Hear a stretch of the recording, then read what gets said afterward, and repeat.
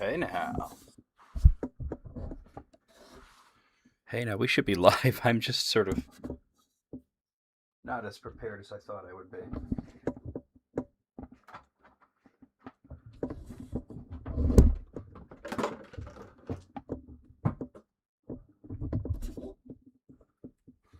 Hey now. There we go. That's a little better at least. I'm going to go ahead and get the word out and all that. I have to get the YouTube chat up as well.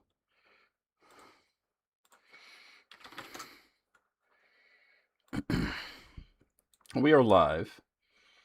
It was only a few days when I managed to figure out what exactly it was that we were going to be doing today, so thankfully I figured that out. Let's see. Hey there, Ted. Heck yeah, Tolkien Tuesday, indeed. And it's going to be a game. Hey there, Dylan. Hope all is well. Yeah, everything going great. Oh, I think I'll put that chat there, and then the game is going to be like there. That works for me. Thank you for the follow. So we are going to be playing another Tolkien video game, obviously, The Lord of the Rings: The Two Towers, which is based off of the film, not the book. But we're going to be playing it on the Game Boy version. We played the what do you call it? The PlayStation 2 version. And that was fun. But I feel like because it was such a fast-paced action sort of game, and all of the cutscenes were just literally just put the movie scenes in there, which created copyright issues for me. But because of that, I didn't really have a lot to say about it. Now, when I was loading this game up to test out the scene for it, I noticed that there's also a Fellowship of the Ring on Game Boy, so we'll have to try that out at some point. I know it seems like it's strange to sort of like play the Two Towers and then later play the Fellowship of the Ring, but the reason that I would do that is because this is still like one of the games based off of the films, right? Bobby, are we doing Tolkien Tuesday on a Game Boy? That better not be a Game Boy. Let me go ahead and get the word out right quick that we're live. Oh, that's not what I wanted. Yeah. If I could get the blended chat in Streamlabs to actually work, that would be great. Let's see if it'll work. Let's see. Okay. So I'm gonna test something. I'm gonna type something in the Twitch chat. It came through. All right, and it has the little Twitch logo there. I'm gonna type something in the YouTube, the same message. And that one doesn't come through. Hey, Deb. Oh, no, it comes through, but it comes through late. Hey, Deb, how's it going? Okay, so there's a little bit of a delay with the YouTube stuff coming through, but that's okay. At least I can see like the whole chat now. I think that's better. And I'll have the separate ones over here just in case I do need to reference them. But yeah, it's going to be the Two Towers, but it's going to be Game Boy Two Towers, which I think is going to be interesting. Because they can't just put the scenes from the film in the... why is that doing that? I know I had that muted. Let me fix that. They obviously, on a Game Boy, it just wouldn't work. So I think we're going to have to be able to slow down and sort of... there we go. Be able to talk about things, to be able to say, hey, let's talk about the lore. Let's talk about all this stuff, right? For those of you that didn't see it, I've got a few new things. For those of you on the YouTube side, I got a few new things here, Tolkien related. One is, I know I showed this off once, but I'm going to show it off again because I'm going to be putting it away soon. Actually, hold on a second. Should I go get the other one? No, I'm not going to go get the other one. I'm not going to do that. Let me go over to where I'm bigger. Oh, large. Okay. So, I now have a second Morgoth coin, and you can see, well, that's the That's the back side of it, with Ancalagon the Black sitting on top of the tower. But if we turn it around to the front side, we can see Morgoth's crown. There's only 15 of these in circulation, and I have 2 of them, which is really cool, I think. And if you notice at the top, it's got like a piercing. It's got like a little loop, so I could put it on a pendant or some such thing, a necklace sort of situation, right? So that's thought you guys might be interested to see that. Let's go back over here. Those coins really are something else. Yeah, I now have 2 of them, which I think is really, really cool. I mean, like I said, there's only 15 of these coins in circulation right now, and only 6 of them of the whole for the. So I have. So if you think about it, like I have 1 of the 6 pendant coins. And I also have 1 of the 11 non-pendant coins. It's almost like I'm collecting the rings here. The other thing that I got, I should have stayed on that just recently. And those of you who may be channel members, like for example, Deb is a channel member. I can see the G rune icon there, and Dylan is a channel member as well. You may have seen the video that I put up just 2 days ago. For those of you who haven't seen it, it'll be next Wednesday. If you're not a channel member, I did read from this, but let me go back here and show you that. And I got an excellent deal on these.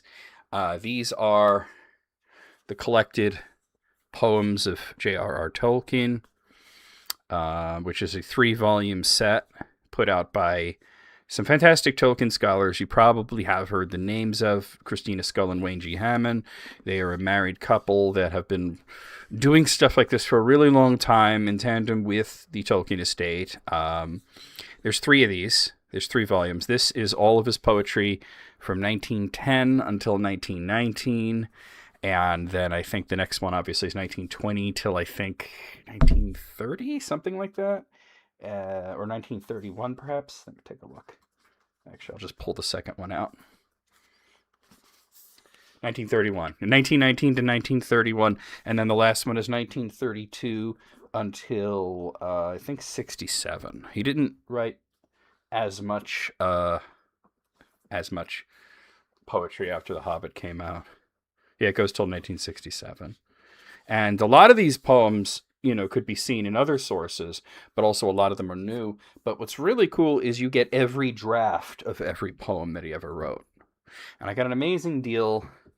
That set normally goes for something like $120, and I got it for $60. You missed the reading. We'll have to catch it. Well, like I said, it's just the latest episode 145, I want to say, or 146, whichever the newest one. The thumbnail and the title are something about why did Gandalf choose specifically Bilbo for the quest in The Hobbit, and 9 other questions, obviously. So the reading at the beginning, I read a little bit of his poetic versions of The Fall of Arthur, and then there's actually kind of 2 readings in there. I also brought down The Two Towers for a little bit of going over some of the paragraphs towards the last part of The Two Towers, because of how alliterative Tolkien gets at times. And he did it especially when writing poetry, because it is a poetry thing, alliteration, but it is also a literary thing, and he liked to sort of go into this sort of prose poem template at times, especially when he was describing scenery, which was his favorite thing to describe. I know sort of the joke that people make is that he loved to describe food, and that The Lord of the Rings is filled with lavish descriptions of food.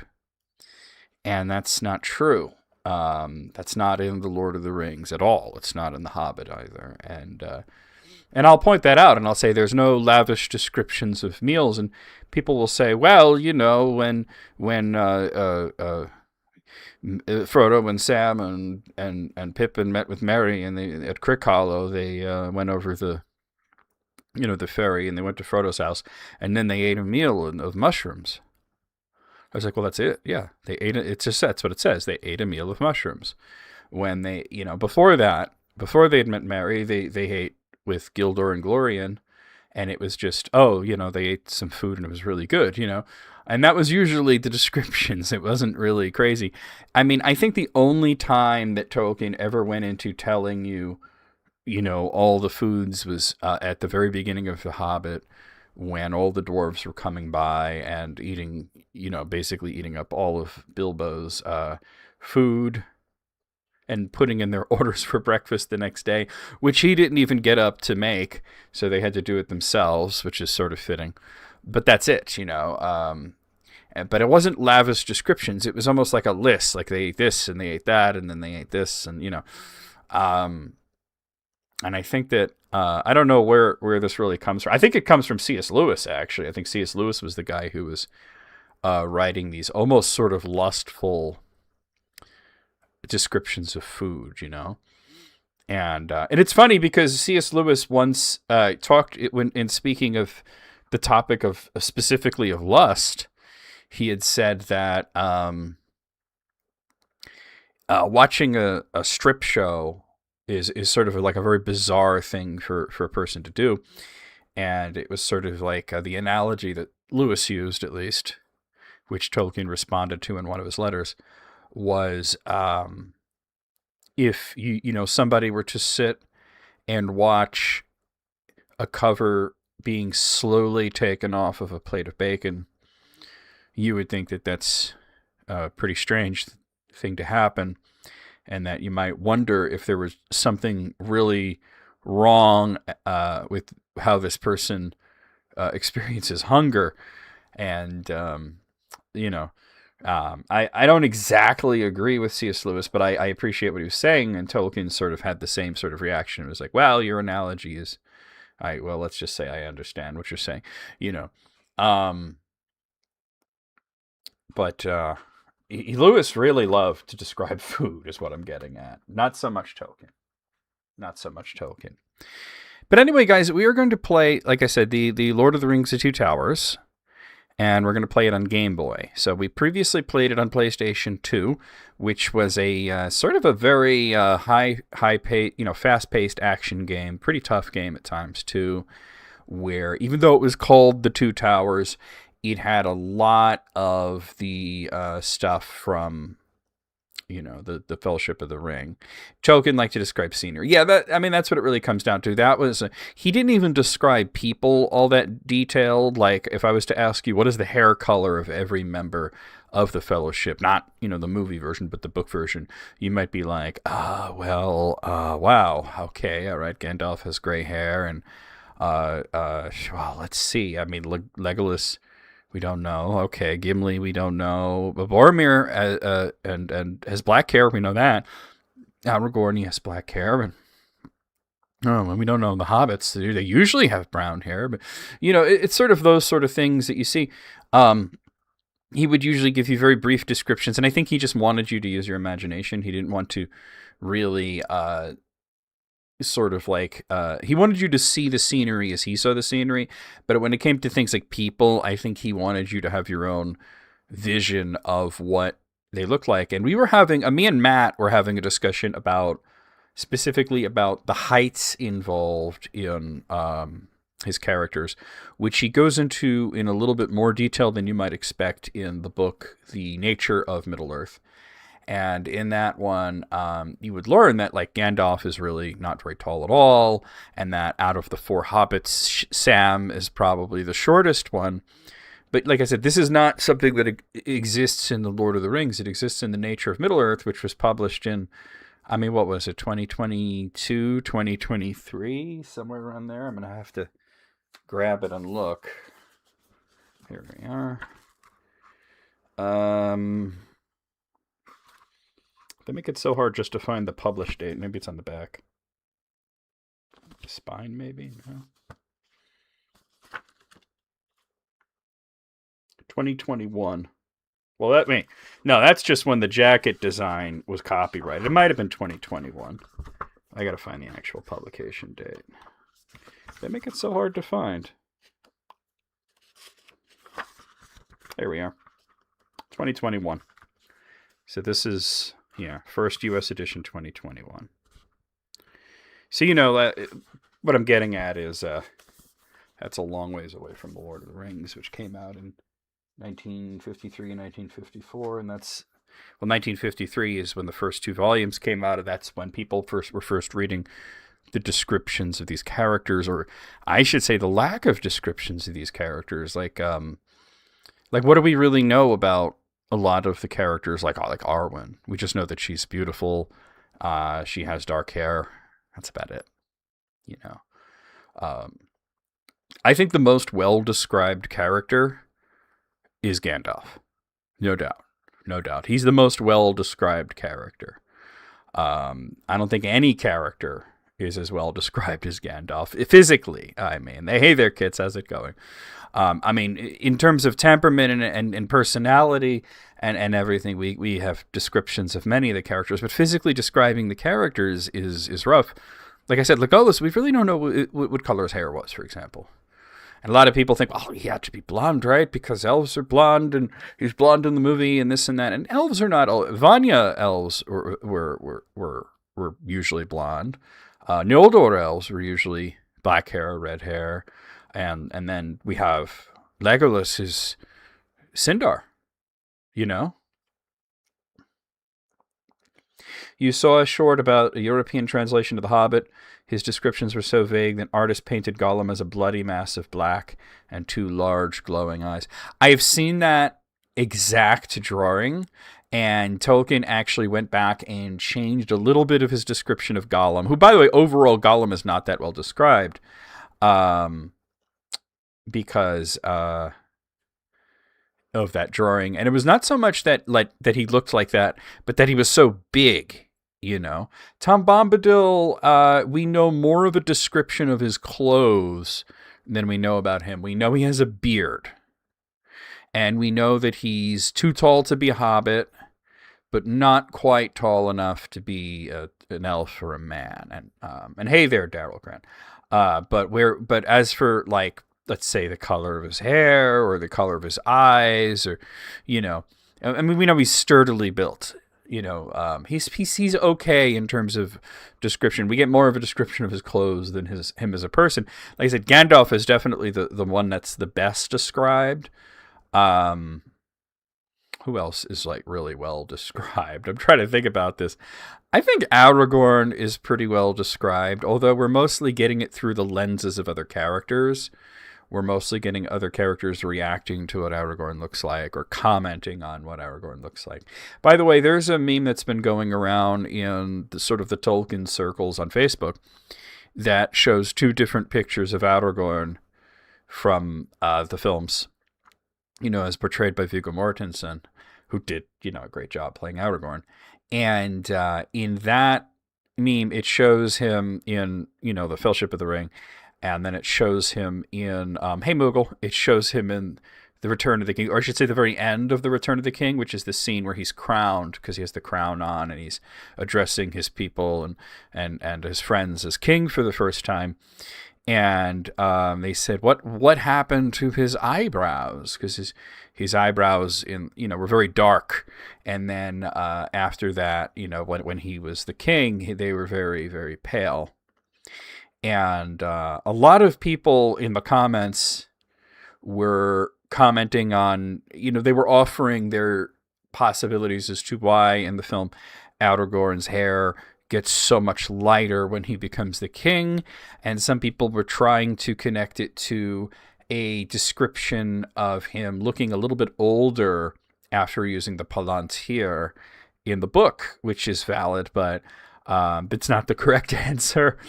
And it's a fun way of thinking about it, but it's not correct, And I had to come in and say, well, I think a lot of you guys, when you look at Aragorn in, most of the film, you forget how grimy he is. His hair isn't really that dark.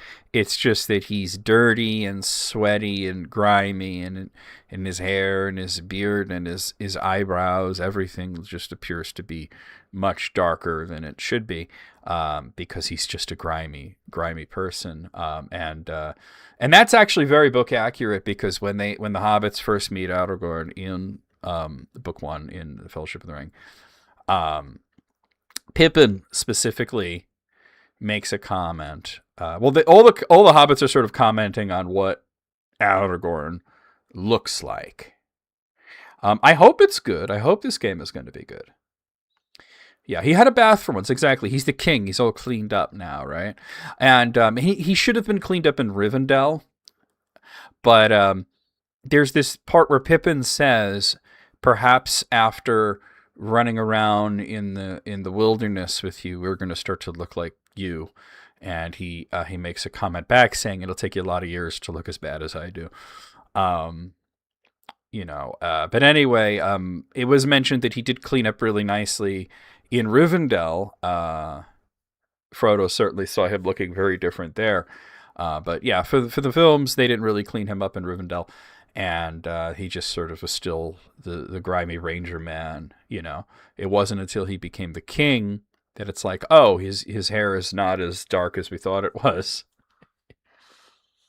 Do hobbits bathe? Yes, they do. As a matter of fact, one of the first things that Frodo does when he gets to his new house in book 1 is takes a bath. So, yeah, hobbits definitely like to keep themselves clean. As a matter of fact, it's described, Moogle, in The Hobbit, actually, that they keep their hair that's on their feet combed.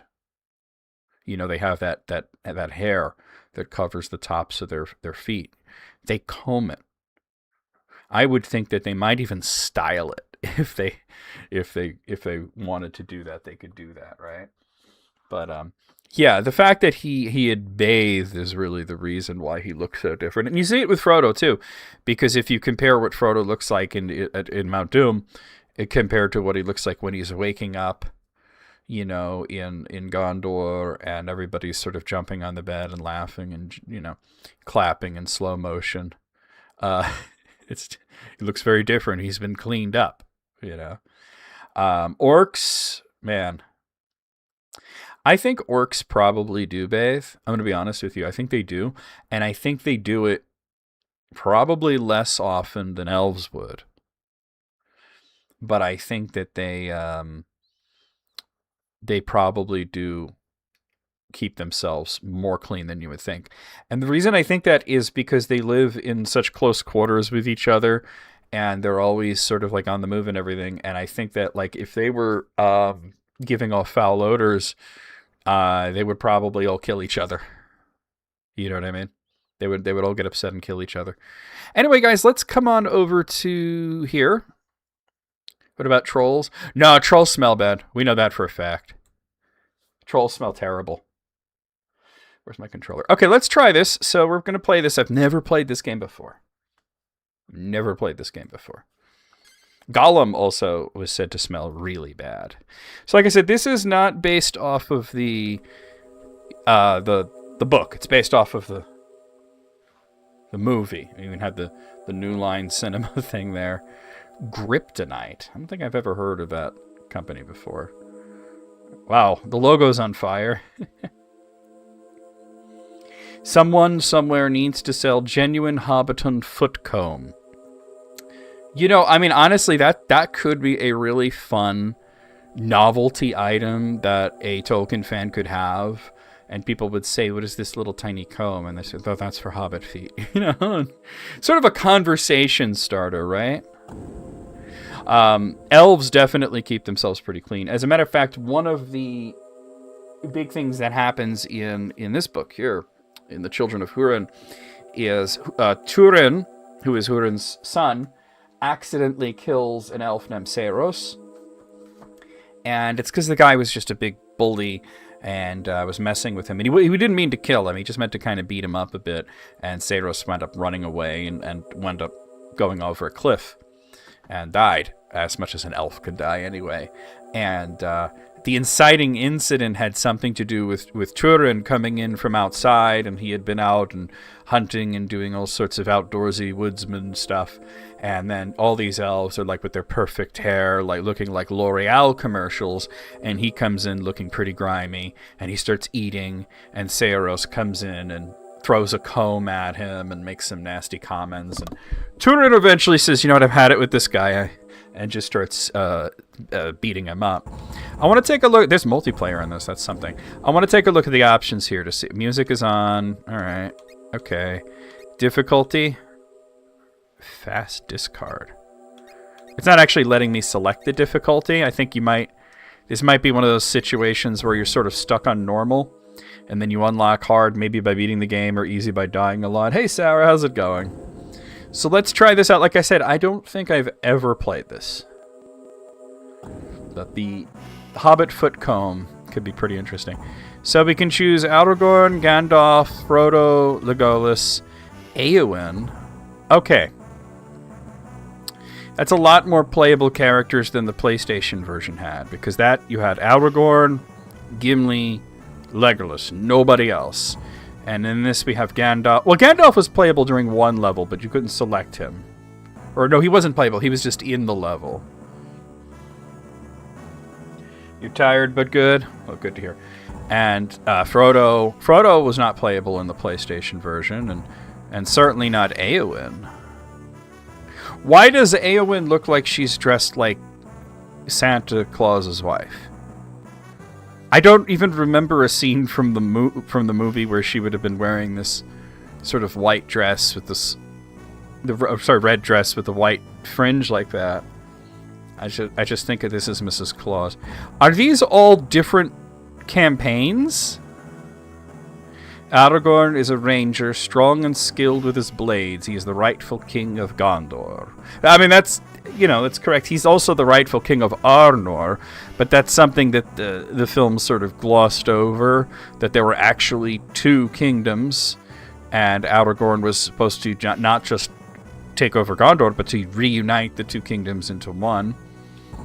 Gandalf the Grey is well known as a master of arcane magic and wielder of the Flame of Anor.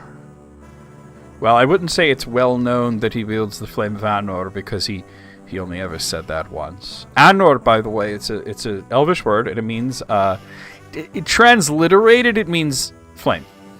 So you think, what flame of flame? That's terrible. But like, we have different words. We have flame, we have fire, we have, blaze, inferno, all these different words.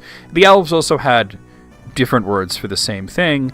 And in this case, the usage of the word Anor actually refers to the sun, which is interesting. Frodo is the ring bearer, a hobbit whose cleverness and agility keep him alive. Okay, that's a fair. I have no notes there. Legolas is a noble elven prince, deadly accurate with his bow and trained in wilderness lore. Sort of a strange way of saying wilderness lore. Éowyn is the niece of King Theoden of Rohan and is a strong, independent, and beautiful woman. No notes. It's absolutely correct. So I don't know, obviously you wouldn't be able to, fight as Éowyn in the, for example, a scene that she wasn't in, like in Lothlorien or something, right? Or in Moria, and you wouldn't be able to play as Frodo in, Helm's Deep. So I'm just wondering if these are all different campaigns, and that you play through each of them and they each have their own stories. Let me look this up before we start. I just want to see what we're getting into. Like I said, I may know a lot about the book, The Two Towers, but I don't know much about this game. Yeah, alright, they each have their own campaign. Oh, this is going to be cool. Let's start with Aragorn. I think this is going to be really interesting. Well, they actually managed to somehow put these movie scenes on a Game Boy cartridge. I mean, they don't have sound. Well, hopefully the fact that it's small, it won't be copyrighted. So where are we exactly? I'm not exactly control. This is Aragorn. Okay, well, here's Éowyn. So are we in Rohan? Eowyn, if you are going to remain here, you'll need a sword. I don't know if you noticed this, Aragorn. I'm pretty perceptive, but I would think that Aragorn, skilled ranger, chieftain of the Dunedain, is probably more perceptive than I am. She's holding a sword. I'm just saying. That is a sword she's holding. Maybe it's not. Maybe she's holding a large spoon or something. But I think she's holding a sword. Theoden has sent me to the caves to protect the refugees. Okay, so we're jumping right into the Battle of Helm's Deep. What do your elf eyes see? Yeah. Not a line from the book. They needed to give Legolas more things to do and to say in the movie. He wasn't a major character. I only want to give you my blessing. It is an honorable charge. Aragorn, something more than the enemy of... Oh, let's try that again. Something more than the approaching enemy worries you. What is it? I cannot but wonder if this cursed quest could have unfolded differently. Poor Frodo. Who? Yeah, she doesn't know who Frodo is. He is a friend. A friend I swore to protect before leaving Rivendell. But in the safety of Elrond's house. Now, right, hold on. Now, I am thinking that what we might be looking at here is a frame story. Because clearly, when she talked about being sent to the caves, we're in Helm's Deep, we are in the Hornburg, about to defend. This is traditionally in Two Towers games is the final part. So I think that he mentions Frodo. She's like, yeah, man, I don't know who that is. And now he's going to tell the story from the beginning, and we're going to get to play earlier parts. That's my guess. How could we know what perils awaited us? From Rivendell, we headed east over the Misty Mountains to the pass of Carathras. It looks like a later era DOS game. Yeah, I was thinking of Ultima 6. Okay. Oh, okay, so that, I guess that heals me or something, and then I can swing my sword. And, alright. It's playing the Lord of the Rings intro theme song. Oh, what is that? A pile of 2 gems? No, I should probably... How do I pick up the gems? Okay, the R button picks things up. Apparently there are gems just lying around near the Misty Mountains, which...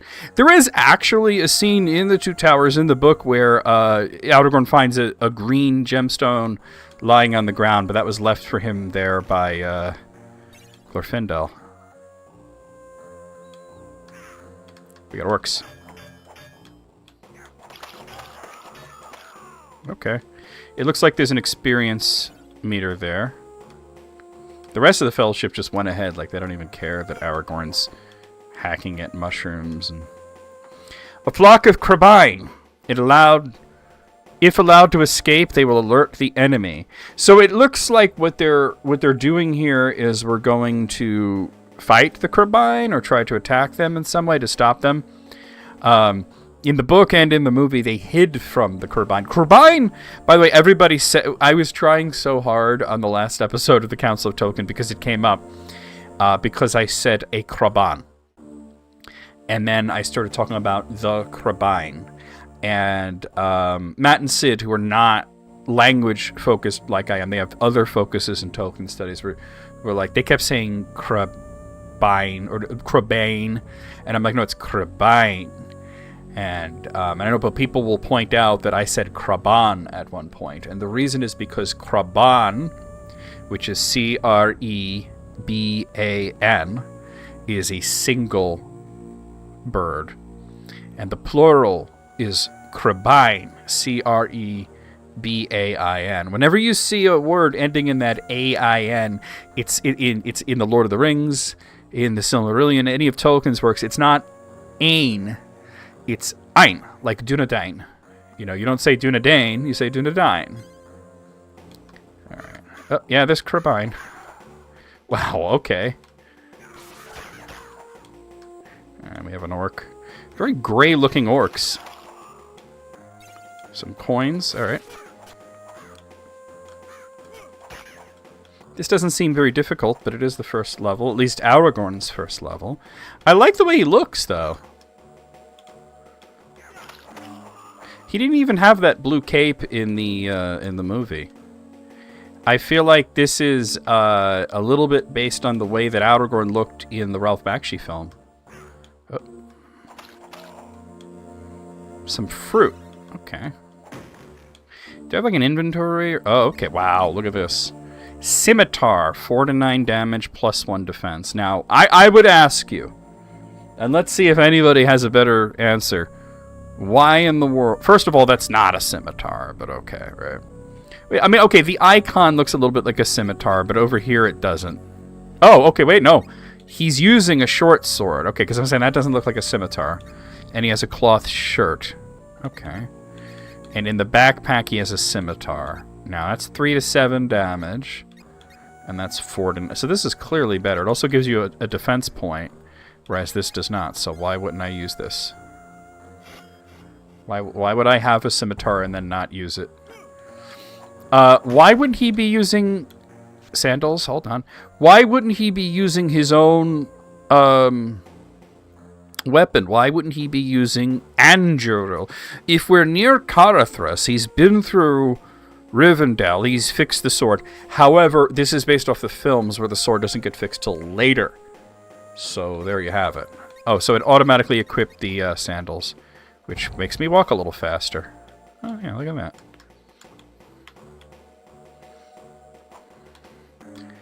Wait, there's like a little icon when I went near the fire, but now it's gone. Oh, well.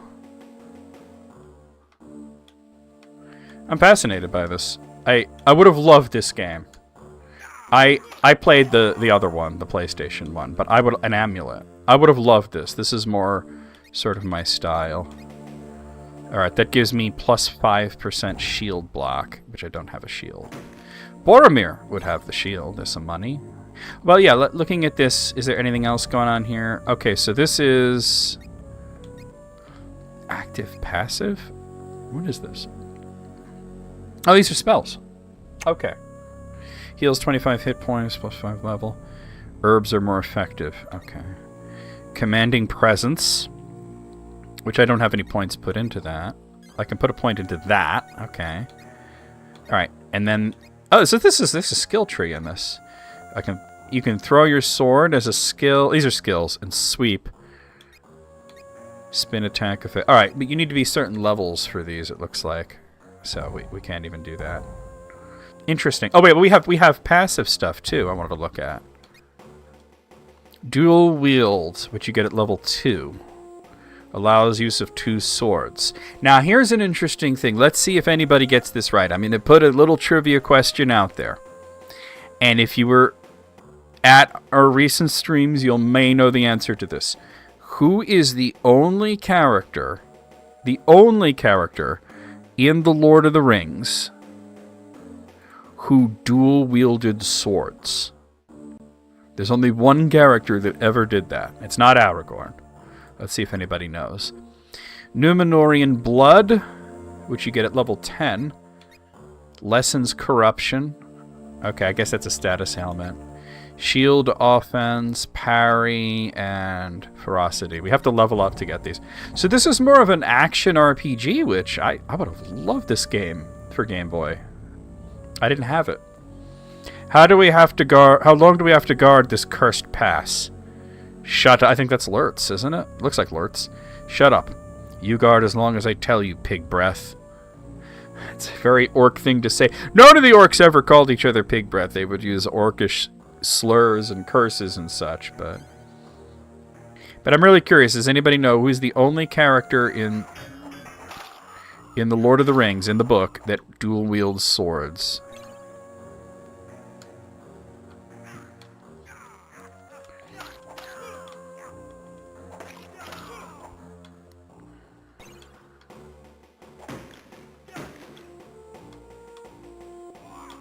Oh, an orc archer. These polearm guys are pretty simple. The princess, the one who fought the leader of the... Okay, she's not a princess. She does become a princess later on. You're thinking of Eowyn, and that's not correct, no. Oh, I guess that healed me. The only character to dual-wield swords at any point, we're getting close to Codorthris because it's snowing, was actually Sam. Sam was the only one to do that. I found a buckler. That's an actual shield. Looks like it already equipped. Plus 10% shield block. This is actually... Wow, this is so much better than... I like the PlayStation game. I don't think there's anything wrong with it. And I had quite a few people come by when I was playing it and tell me, wow, you're playing a total classic. This is so cool. And I'm like, yeah, this game's pretty good. But this seems more like it's my type of game. I just don't want to miss anything, so I'm sort of exploring very thoroughly. I mean, there was another action RPG before this on the SNES. Wasn't very good. Looks like I just picked up some lembas bread, which makes no sense. Where is the actual inventory? Oh, here. Oh, wow. Okay, yeah. Well, I am level 2. I guess that's telling me that I've killed 21 orcs. It looks like I can actually put points into these stats, like strength, accuracy, health, defense, and courage. I don't really know what courage does. I wonder if that might be like luck, you know. Let's give him 2 points in strength, 2 points in accuracy, and I'll put 1 into courage. Did that stay? It did. I don't know if the lembas bread just gets used up when you pick it up, or if it's hiding somewhere in here, but it looks like maybe it just gets used right away. I don't think I've been hit yet. I don't think I've actually taken damage.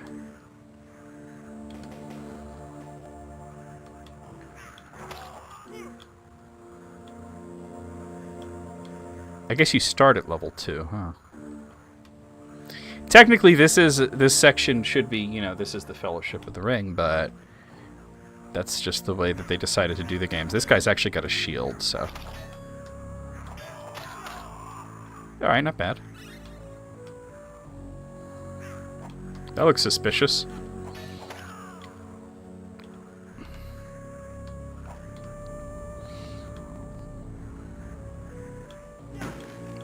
Nothing in there, huh?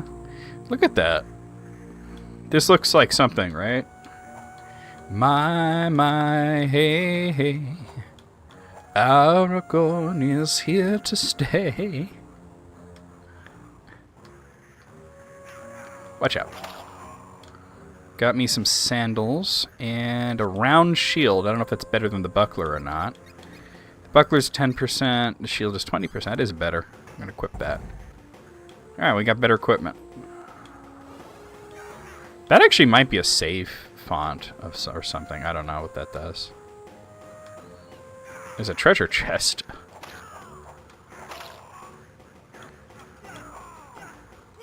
Fruit.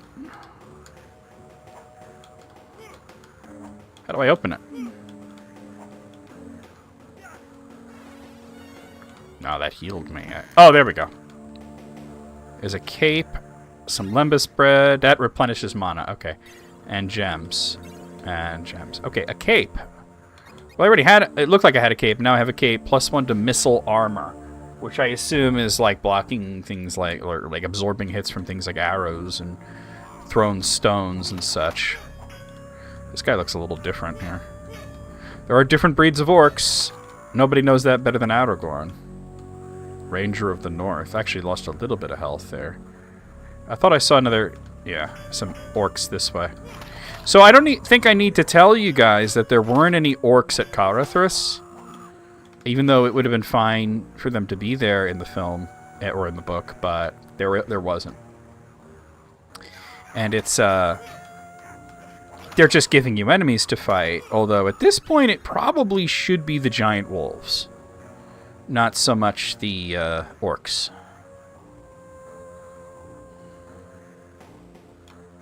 I think I'm going to have a lot more to say about this game than the PlayStation one, which was an action game. King's Foil. Now, King's Foil is the... And I got a short sword.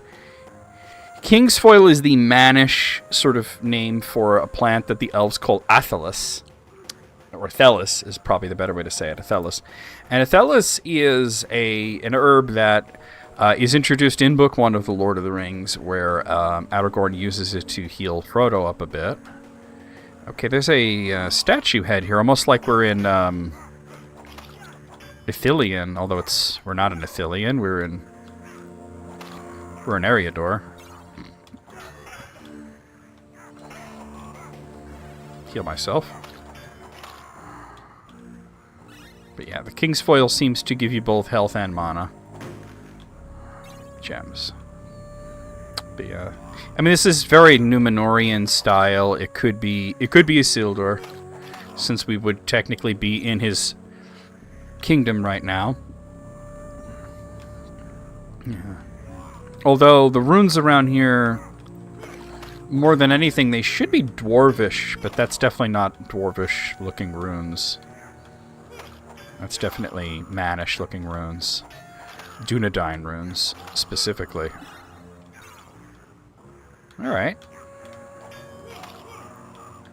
The sound effects are certainly pretty gruesome. Or King's Foil.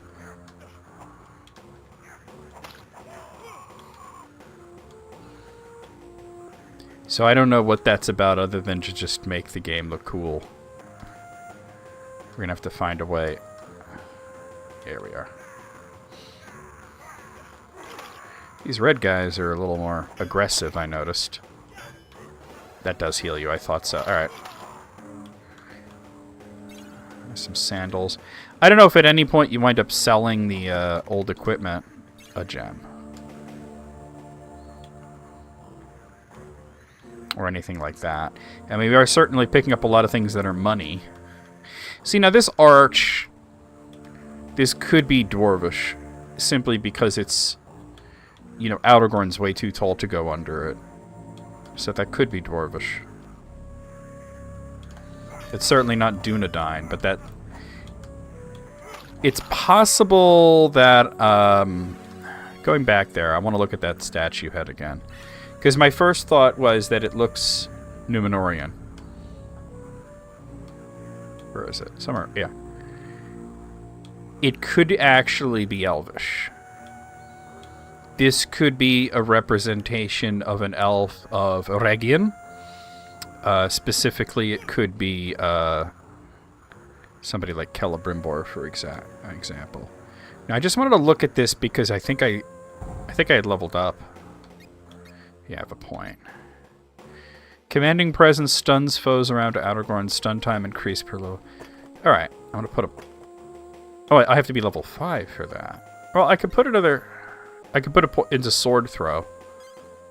There we go. How do I actually do the sword throw, though? Oh, that's how I cycle through them.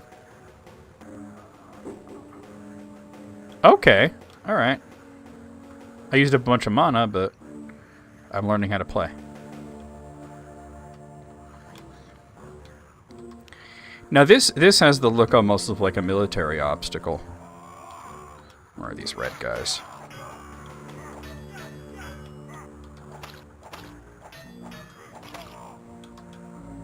Alright.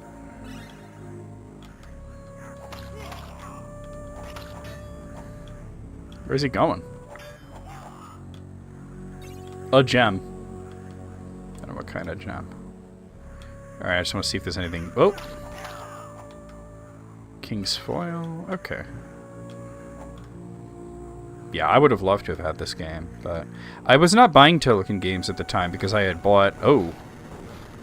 I had bought the Super NES game, the Lord of the Rings Volume 1, and it was so bad. There must be another path. Some gem. Alright, so we can't actually go this way. I did notice that if you just stand still for a little while, that eventually the game just sort of points you in the right direction.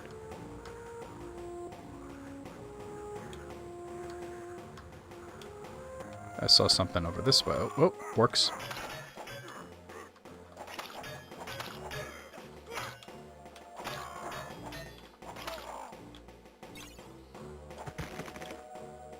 King's Foil herbs. Now, this is some water here. That's interesting. Well, what happened here? Oh, shrine? What? Okay, apparently I've activated a shrine. And I could buy a skill point or an attribute point. So the attribute point will allow me to increase one of my attributes for 150 gems. A skill point for 350 will give me a skill point. I don't have enough. I'll do this. Okay. So now that we have a skill point, let's go ahead and use that. Oh no, I took an attribute point, rather. And I have 6 because I've leveled up, apparently. So I'll do strength, strength, accuracy, defense, defense, courage.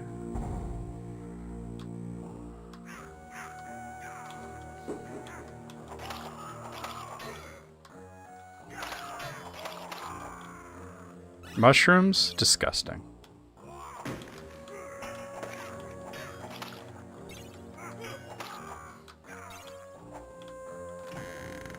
What do we have here? We have a saber, a cape. Alright, let's see if the saber is better than the scimitar. So the scimitar is 4 to 9 damage. The saber is 2 to 5. It's not better.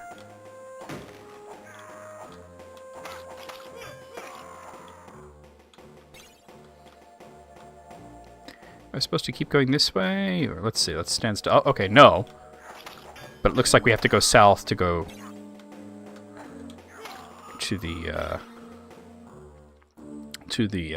west. Now, I mean, realistically, I mean, if this is where up is north and everything, we would be wanting to go east over Cotterthris. Of course, we're not going to make it over Cotterthris. It's just not something that's very possible right now. We wind up going through Moria instead.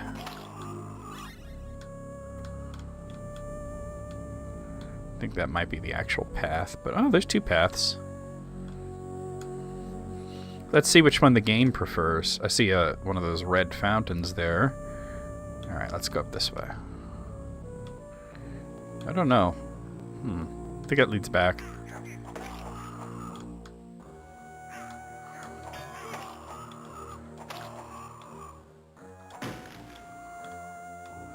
Top off the health, I guess.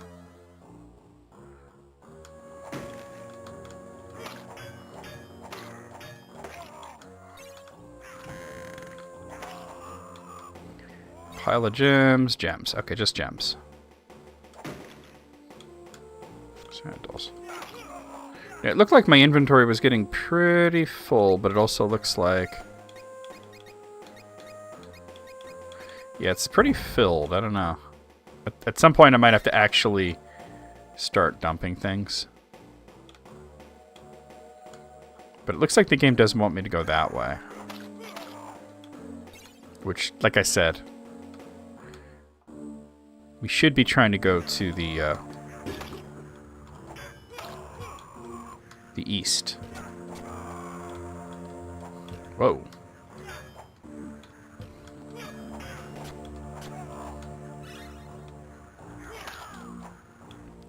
Looks like I am pretty close to leveling up. There's a cap there, which he probably already put on. We didn't have any head armor. So it just says +4 critical armor. Okay, okay. I'm not mad about it. Let's see what this is. Oh, this is a forge. Used whetstone keeps weapons in good condition, +1 damage. This will cost 100 gems. Or I could buy this. To make purchase, you must first sell one of your items. But it's not telling me what it is. But I guess I can sell these excessive sandals that we don't need. Adventurer's bargain. Trade gems for an unknown item. 52 gems. Well, let's see. Unknown item? Okay, I just got a cape. I'll try another one. That one was pretty good. I got a fine padded shirt. That's not bad. Alright. Keeps weapons... and this just enhances the damage, but I don't think I would want to do that if the weapons are just going to be constantly replaced. So let's equip that. I'll sell off more excess stuff if we just get rid of this guy. It looks like I am going to level up very soon. Got a soldier's sword. That's something new. Hold on. 4 to 8 damage. That's still not as good as the scimitar. Still not as good. I didn't mean to do that. Still not as good. Like I said, I would have loved this game back in the day. I'm going to sell all this stuff. You only have so much room in your inventory.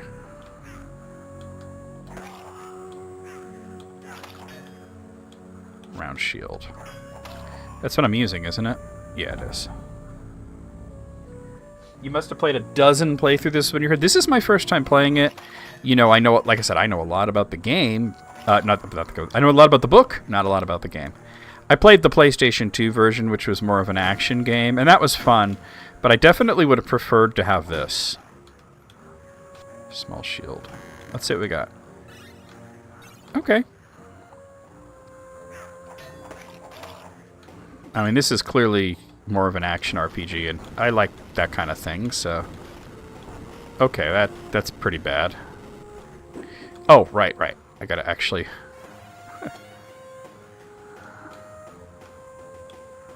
Alright, looks like that wasn't even the correct way to go. But that's interesting that, you know... Because most people, when I was playing the PS2 version on here, people were telling me, oh, wow, this is, you know, such a classic. But I'm thinking this is more my style. Longsword? Who is this purple orc? What is his problem? Maybe I should try that longsword. It's the same. Hey, Almighty Santa, how's it going? Don't have to call him Bobbits this time? Oh, there's my level up. We got a small shield, which I don't need. But the level up is what interests me. So now I have another point here. Dual wield? I don't know. Shield offense?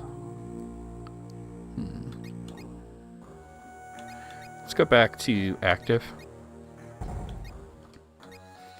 I'm thinking I might... Oh, I can't get this yet.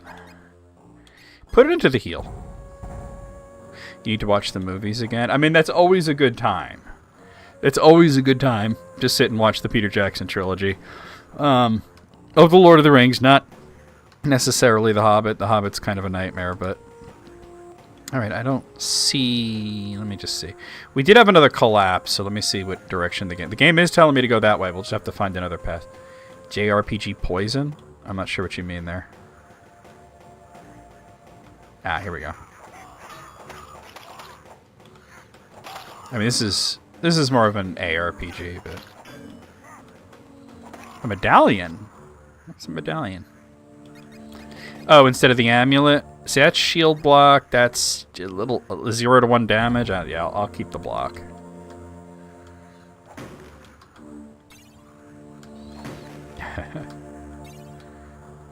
Alright. Just want to make sure I'm not missing anything. I'm sure I'll miss many things. This isn't like that terrible SNES game where I know all the programming loopholes and where everything is, right? Smashing barrels like we're Link. I think he liked to smash pots more than barrels. I should have done that first, but...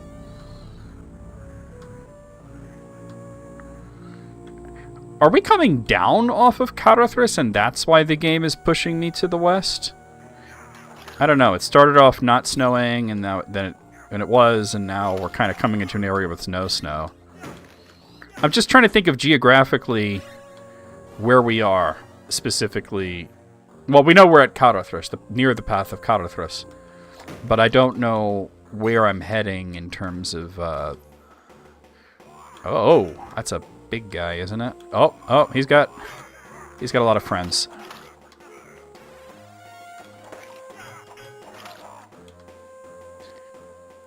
No wolf. Yeah, you would expect wolves at Carathris, although the wolves are what specifically made them choose Moria, and that was right after Carathris.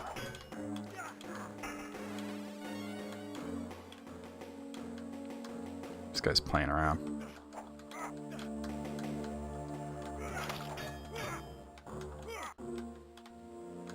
He keeps moving.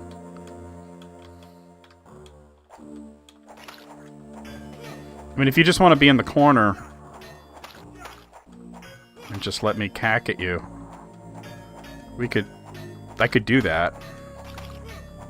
He's not actually trying to fight me anymore. It looks like your mana does just replenish naturally over time. I thought that might do it. Got some pair of bucklers for my trouble.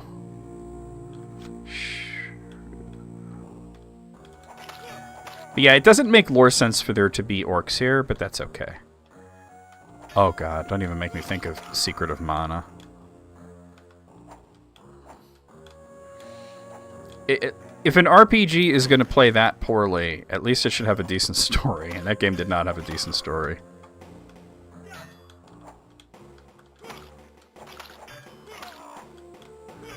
These orcs actually don't seem that interested in me, but I'm interested in the experience points. It seems like something that very anti-Aragorn, but we are playing a game. Alright, now we're headed west. It looks like we are heading down off of Caradhras. Now, what in the world am I looking at here? Where in the world are we? This doesn't look like the Misty Mountains anymore.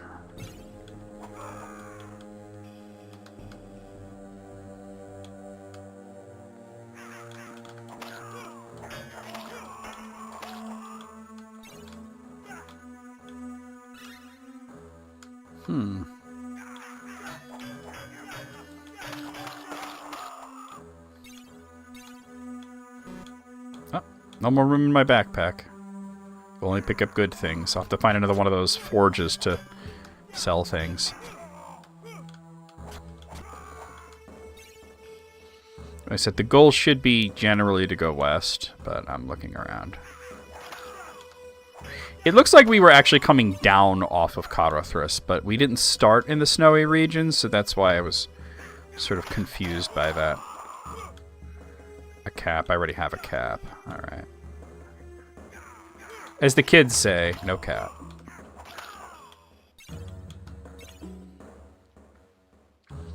I'm imagining that there's likely a finite amount of orcs. I should... Oh, it's a mantle? I think I want that. Hold on. Make some room here. Yes, it is. It is on an emulator. Let's see how good this mantle is. +1 missile armor, +1 defense. I think I'll stick to this. It's a lot better. Still, that's the first mantle we've seen. But yes, I'm playing this on an emulator called, if you're interested to know, MGBA. This almost looks like we're headed towards Moria. But... What did I just pick up? Leather jacket. +4 melee armor, +4 missile. It's a little better. I mean, like I said, it could have been that we were coming down off of Caradhras, the pass of Caradhras, and now we're like going to Moria, and that would be why we saw Crabine, and why there are orcs maybe, but there should be wolves, and really we would, if that was the case, we would be going much further south, not really to the west. But like I said, with the lake being here and all this, it's making me think that this is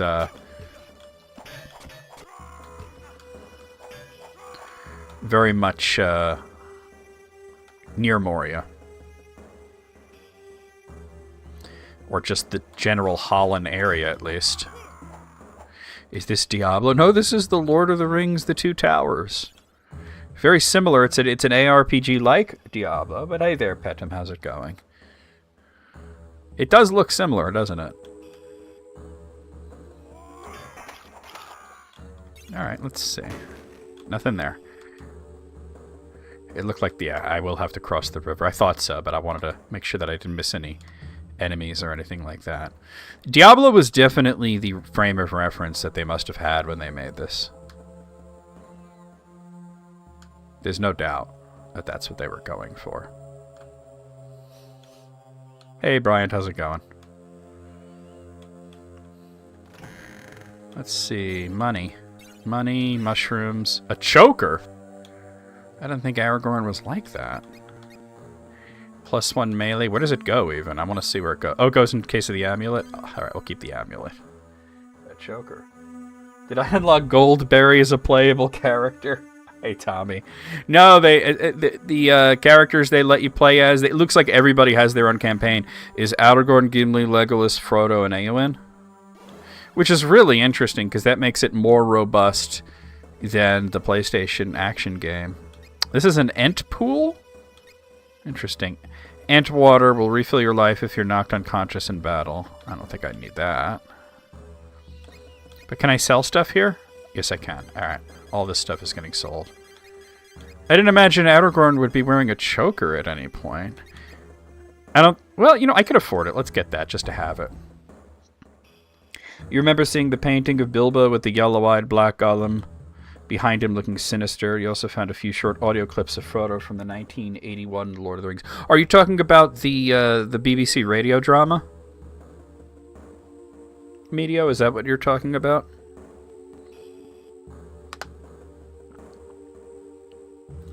Because if you are talking about Frodo, you might be talking about the Return of the King, Rankin Bass. But since you said audio clips, I think you might be talking about the BBC radio drama.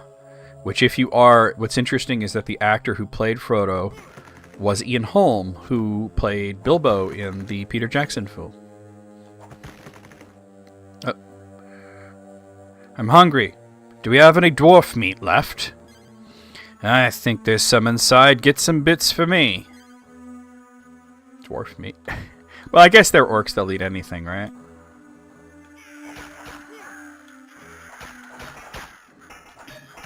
No dwarf meat for you guys. Not today.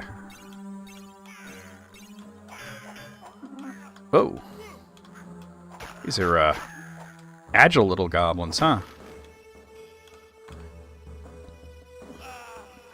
Oh! I think... Was standing in the fire hurting me? Yes, it was. Okay. Well, I'm glad I had the end draft. You went to that website in 19... Yeah, so that was Ian Holm. You might know him as Bilbo as well in the movies. Also, he was in Aliens and all that stuff. I got a clasp. Let's see if that's any good. +1 defense. Not amazing. Looks like meat's back on the menu, boys! I think this is going to be a lot more fun for us to go through this than the PlayStation 2 game. And I think I'll have a lot more to say. Alright. You should not be wandering here alone, Sam. I know, I was just saying my goodbyes to Bill. Okay, so if Sam is saying goodbye to Bill the Pony, who, by the way, looks way too big. Like, I think this is not Bill the Pony. This is Bill the Horse, right? That is one big pony. Especially if you're comparing him to Aragorn's height. But then we're definitely near Moria, so the game is sort of giving us a bit of a very loosey-goosey, video gamey sort of approach to the geography of Middle-earth, which is fine. But just to bring up a map here. That's a map of Gondor. Here we are. Here's our map of Eriador. Alright, so let's change it so that let me just I want to show you guys this. Here we are. So if you look at the mountains here, here's the Misty Mountains, and here's Rivendell right here. Right at the tip of my finger is where Rivendell is. And then Carithris is actually sort of down here. And then we've wound up at close to the Moria Gate by going just sort of a little bit down Carithris and then north, which it's a little accurate, come to think of it, but it could be. Oh, that's not correct. They're not really supposed to be that close to each other. So here's Sam. If he's saying goodbye to Bill the Pony, because Bill the Pony is not going to be able to go through Moria. They're not going to try to take this pony through Moria. It would be way too frightening. The animal would probably just die just from sheer fright trying to go into Moria is ridiculous, right? And a lot of people, what madness drove you in there exactly, wonder, well, what happened to Bill the Pony? But if you read The Return of the King, it actually tells you that he actually winds up in Bree, and that Barlam and Butterbur takes care of him. So Bill the Pony survives the whole thing. Don't fret, your pony knows the way back to Rivendell. Except he doesn't go to Rivendell, he goes to Bree. So can I chat more with them? No? Okay, well here's the gate, there's Gandalf. Into the mines, hurry! Oh, somehow he... Wow. They have all these dialogue scenes, and they didn't think to maybe have Gandalf trying to open the gate. But, yeah. I think this is going to be... Oh, I thought we'd have to fight it. That's interesting. Moria, home to the dwarves. This place is a tomb, Aragorn. Scout ahead and find the old stairs.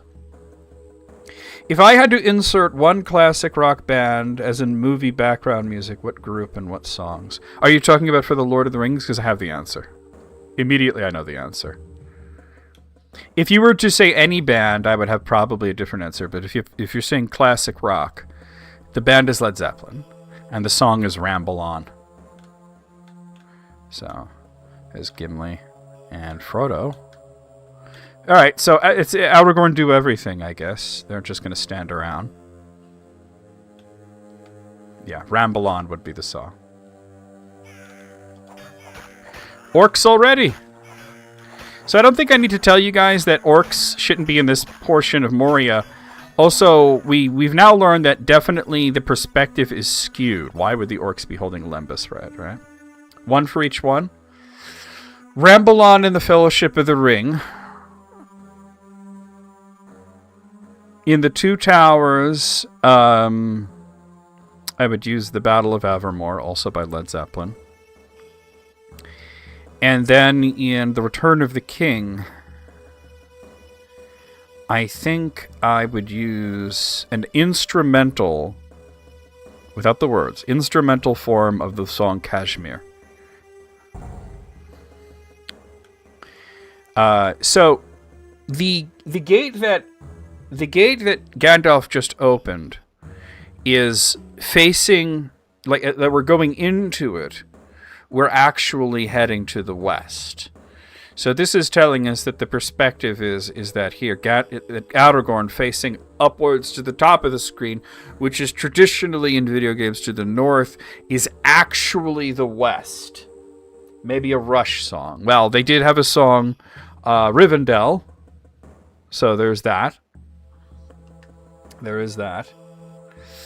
Actually, if it's any band, if it doesn't have to be classic rock, I need to bring the album up because I need to make sure that I get the name of it correct. I can't play it because it's on Warner Music and I will get copyrighted. But there is a song by the Flaming Lips, which is called Battling Voices from Beyond. And I highly recommend you look it up on YouTube. It's an instrumental by the Flaming Lips called Battling Voices from Beyond. And for my purposes, it's the perfect soundtrack for the clash, the confrontation, actually everything leading up to that in Moria of Gandalf facing the Balrog. Crazy Train by Ozzy for the Fellowship. I don't think that's appropriate. It's a great song, but I don't think it works. But all right, so we're headed. This is west. This is east. This is north. This is south. Suddenly, the geography outside of here makes a lot more sense. Now, there's a precedent for this. Well, let's see if my copy has the one I'm thinking of. This is a fairly new copy, so... No, it doesn't. All right. Maybe it was it the Gondor map? I don't know. I remember a map where...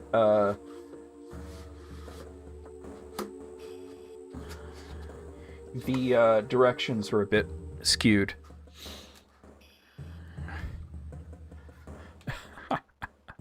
That's funny, but I would highly recommend that you look up that song that I mentioned, Battling Voices from Afar? No, I don't even remember what it's called. Battling Voices from Beyond by the Flaming Lips. It was on an album they did called Seven Skies H3, which was actually the original iteration of it. Was there was only like a few of them made, and it was a real human skull. That was the container for the music, and in the inside of it was a USB drive containing the song Seven Skies H3, which was 24 hours long. And they edited down later on to just an album where they took each section. Some of them would last for hours and just repeat and they put it down into, song length, and they released it. It was only 50 minutes. They released it on vinyl and CD, and it's called Seven Skies H3. But the section or the song is Battling Voices from Beyond, and to me, it's everything from the Chamber of Mazarbul, where the orcs first start attacking, and then going down through the depths of Moria and the Balrog appearing, and Gandalf facing off against the Balrog. That is the mood there. Is this what I think it is? No. I thought that was something. 20, yeah, and believe it or not, I have listened to the 24-hour version, but I also have the 50-minute version, and I have a fan edit that's 100 minutes long. That's a little different, but it's the longest song I've ever heard, and it's also really good. But that section is very, very creepy Moria vibe. It's a medallion. I should check out that medallion. It's terrible. Okay. There's my level up. So let's see. So I'm level 5. Let's see. Let me put some into health. A little into courage, defense. There we go. Does that actually... Let me see something real quick. Okay, it's fine. And since I'm level 5, I should be able to use Commanding Presence. I think that might be a really good ability. Just try it out real quick. When there's enemies, I'll try it out. I do like the look of Moria here. What was that? A very green looking... Here. Okay, so it doesn't affect every enemy, but the ones that are near you wind up being stunned, which is interesting. If only I could... Oh! I'm in a little trouble here. Oh, no. Oh, no! Oh, that's bad. Alright. Did I lose my level? I did not. Okay. I was just wondering because, what was I saying? Dang. I was wondering what is it that he shouts? And if it's a clip from the movie when we hear him use Commanding Presence. Let's try. It sounded different that time, and it sounded like total gibberish. It's too compressed. I can't tell what he's saying. But I think it would be better to have the healing ability on deck.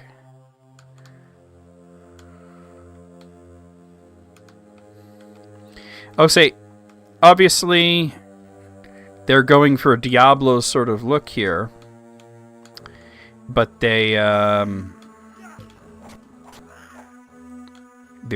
giving a little Dragon Quest-ish progression where you die, you don't lose any progression. Brigandine. Hold on a second. Let's take a look at that. Plus 5 melee armor and plus 4 missile armor. That's definitely better than the leather jacket. Let's equip the Brigandine.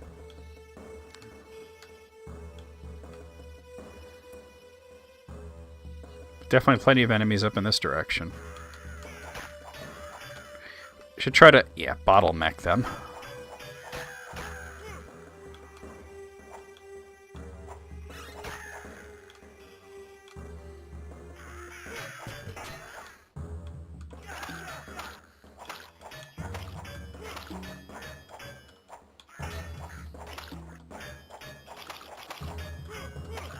That guy was tough. Small shield and sandals. That exploded. I don't know, the dwarves are playing around with the fire of Orthanc.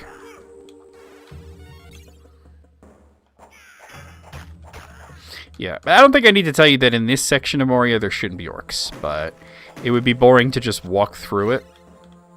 You know? Maybe a different genre of game could make that work. But a game like this, you have to have enemies everywhere, really. That's just the way it is. Long sword. Alright. If I don't have room, I'm gonna get rid of some of the stuff that I would surmise is not gonna sell for a lot. When we do get the ability to sell. And by the way, Brian, since there's a little stream delay, when you said it definitely is, what were you referring to? There's a 98 Two Towers from Interplay on PC thing. What you're referring to is the Lord of the Rings Volume 2 by Interplay.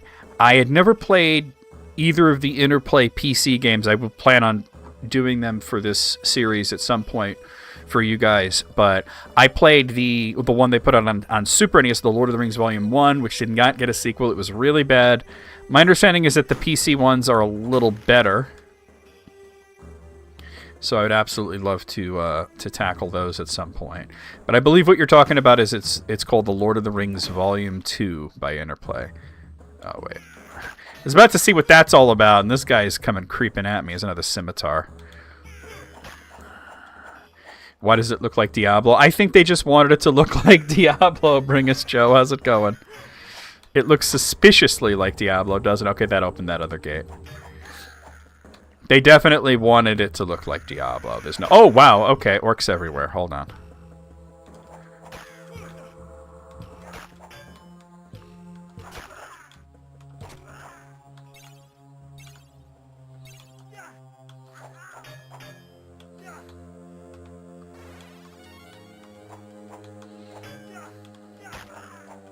For some reason, you were thinking orcs invented gunpowder.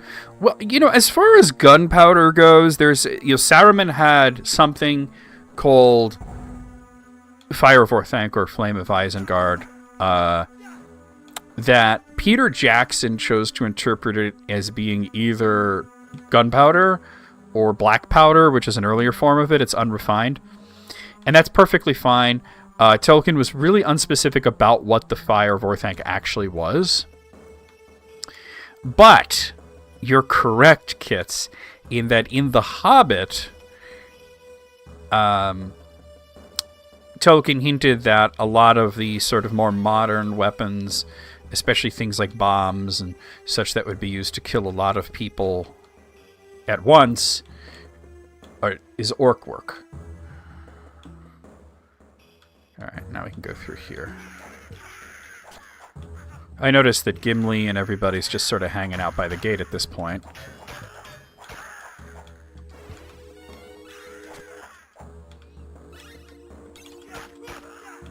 They're still... I opened the door.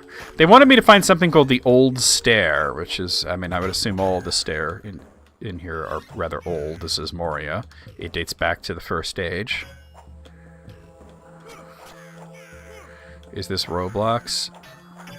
I mean, what do you think? I don't know if you noticed, but there's a title to the stream, and the logo of the game is on the screen as well. So, I don't think it's Roblox. Okay. I actually wanted to see if they would react to the fact that I opened that door.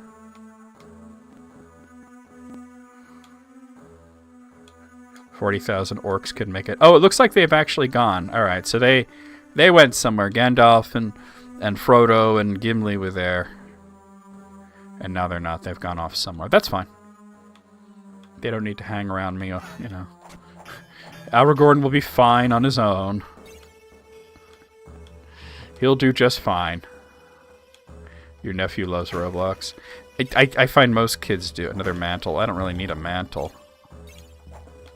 Most kids do. That's definitely a kid thing. But no, this is the Lord of the Rings, the Two Towers on Game Boy.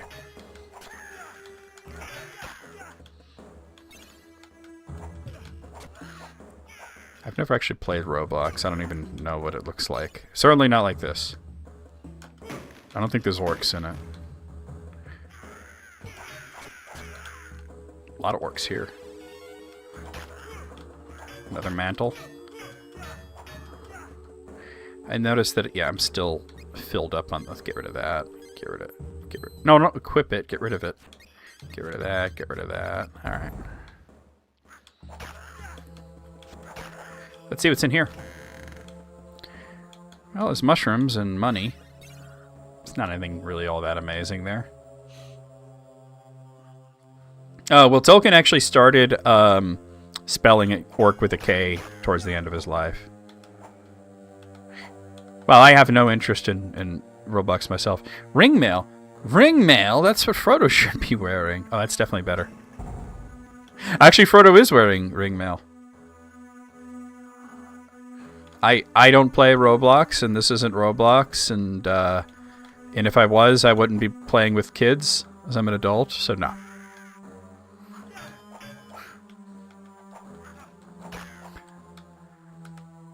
I think one of my nephews plays it. They used to be really into Minecraft, and then they were into like all this VR stuff. Not anything that I find very interesting. I like video games, but not like that. These pillars are... Oh, I get it. There's actually a wall there. I was like, why can't I walk behind the pillar? There is actually a wall there. Okay. So I noticed that sometimes... All right, this one I could walk behind. Oh! Like I was hiding there waiting to snipe me. He was... in gaming lingo, that was camping. Oh, I love the dwarven runes here. Hold on. Let me get my... Well, I need to clear the goblins out before I grab... I'm going to grab my Kurth alphabet. I know the one in the middle is a G. I just want to see what that spells. Let's translate these rules. The Lego Lord of the Rings I have, and I will be playing it on this channel at some point or another. I haven't played it yet, but those Lego games are traditionally a lot of fun. So here's the Return of the King. Let's go to, I believe, Appendix F. Wow, I opened it up right up to Appendix F. That's amazing. What are the chances of that? Except I'm wrong, it's actually Appendix E.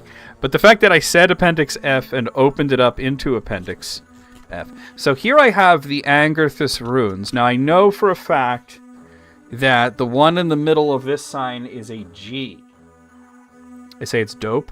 It's an old word. It's an old word from the 80s. We used to say that all the time, dope. Now the first one that looks sort of like an inverted D.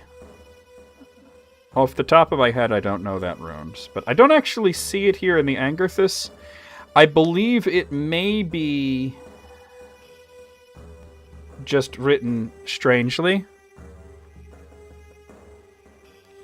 I'm poring over the runes just to make sure. There's a few runes that are similar to that. How old are you? Well, you're probably around the same age as me. Well, I don't have Roblox, so he can't add me on Roblox. And I wouldn't be adding kids on there because that would not be safe for anybody involved. Yeah, that's not... Okay, the first one is rather curious. I don't think that's actually a rune, or I think it's a poor rendition. You're 41? Yeah, see, I'm 45. We're around the same strata there. We're around the same strata. But anyway, is Dylan here? Because I don't think that this guy is... I want somebody to keep an eye on this person. There's a few runes that I think that could be. One is the TS sound, which I don't think that makes sense here. And the other is that could possibly be an F. Well, it takes a long time to grow like this. Now, the final rune, I'm a little bit more familiar with that, except it doesn't have the line in the middle. It looks like the Hwa, the HW. Now, is there a different rune that doesn't have the line in the... Oh, there it is, yes. Okay. That's a U. So it's something GU. But that first one doesn't make sense. There's no vowels here, which makes me think that this is sort of like they took a very hieroglyphic sort of sense to this, where they don't represent the vowels, even though the Dwarvish runes and the Angarthus and all that have plenty of vowels and vowel clusters and diphthongs and all these things. But basically the conclusion here is that that sign doesn't say anything meaningful. It's just some ruins. The first one looks very suspiciously off, you know. Or rendered incorrectly, perhaps. You see, over here it's this... Okay, oh, I see the problem. It's the same thing in reverse. That's the same thing in the reverse. But even then, it would be an F, and then a G, and then we don't know. Oh, wrong button. But there's nothing that starts like that, FG. The person who keeps going on about Roblox. Thank you, Gimli. I'm playing this on an emulator. Oh, careful. Some of these explode. You gotta be real careful there. Shoes. Do you guys remember that video? Shoes. Shoes.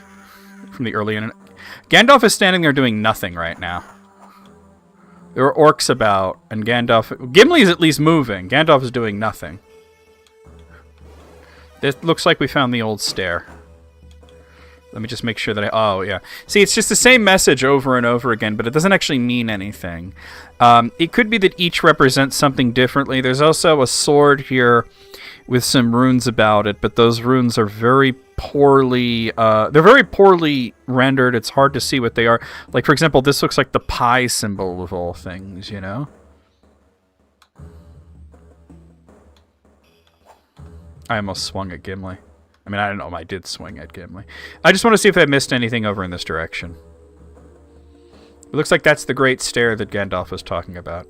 It means friend. Not in any language I've seen. A small shield. Well, I don't need it anyway. Oh, okay. I'm glad I found this. All right, so let me sell really all this stuff. I think I don't need any of it. There's no reason to keep it. I'm gonna buy one of these as a just in case. A kite shield? Amazing! Wow, okay. Speak, friend, and enter. Wrong button. I should save the game, though. Wow, that is such a good shield.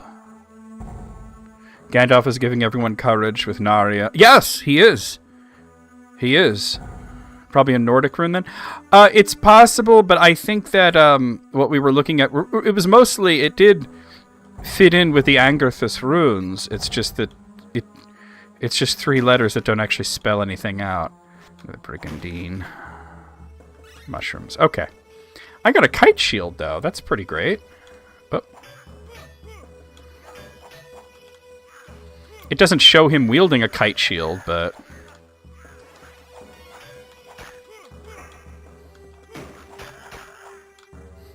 It's almost like Gimli is trying to get over here and help me. I don't know where Frodo went. Frodo's just living his best life, I guess. We will continue downwards. Have any of my brethren survived? I will search for any living dwarves, Gimli. Very well. Meet us below in the Dwaro-Delph chamber. Oh. I do like the representation of Moria architecture here and the sort of crumbling infrastructure that you should see in a place like Moria. Wait, let's see. Which direction does the game want me to go?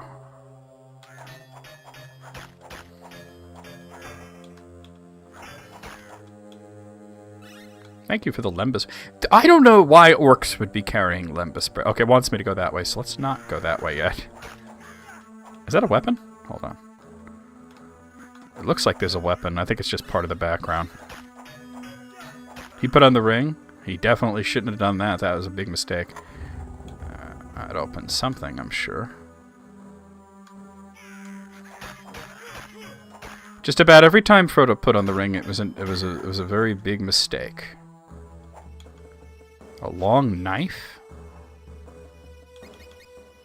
That's not very good. It gives you better accuracy, but... Pretty close to another level up, though. Okay, that door's open. That's probably the one I opened. I thought it would be this one, but it's not.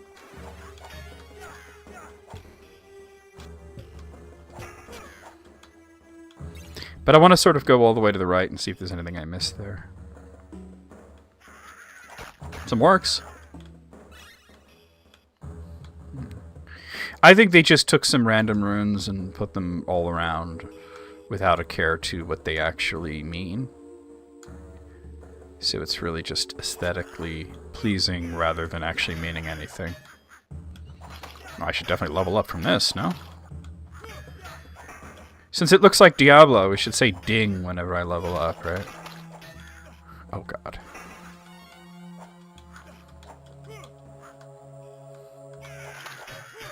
Oh boy. No, now they're friends. And we're dead. Okay. Put on the choker. I don't know about that. I don't know about the choker. Well, I haven't lost a lot of progress. Lost some experience points, though. Have to be more careful. Have to... Speaking of choker, we should put them into a choke point. I should be kiting the enemies into choke points, but I was just being all Aragorn and just swinging everything around, not without much thought, you know? Worked out for Viggo Mortensen when that extra accidentally threw a knife at his face. The one choker to rule them all.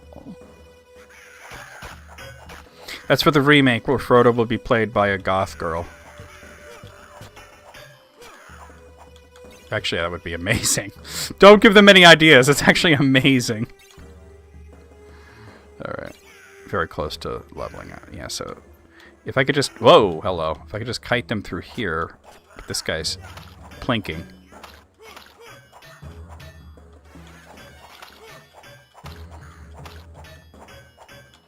I think that animation is them healing with probably something like Miravor or something, you know? Like Gauntlet! Ooh. Yeah, Gauntlet was a lot of fun back in the day. I enjoyed Gauntlet. Do you remember the one Gauntlet Legacy? I think it was called, or Gauntlet Legends or something like that. That was a really fun game. Let me save it. No, it's not where we save it.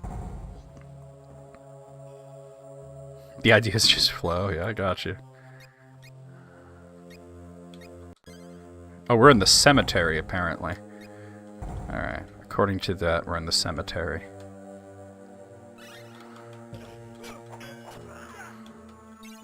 I know there's another one of those green guys. Those guys are pretty tough. Choker and a cape.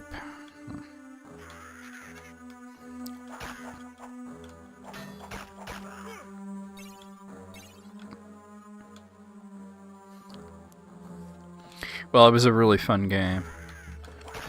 The only thing that's missing for it to be like Gauntlet is to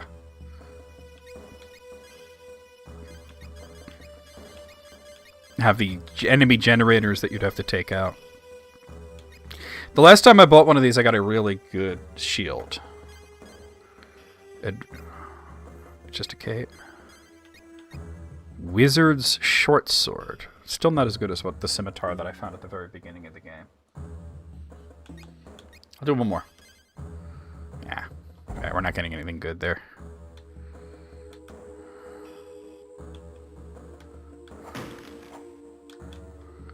Buckler? I should heal.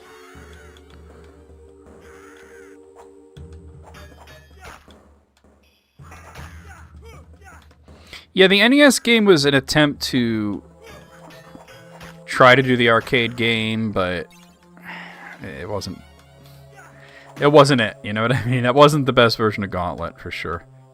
Gauntlet was a lot of fun. I always liked playing the Barbarian, usually.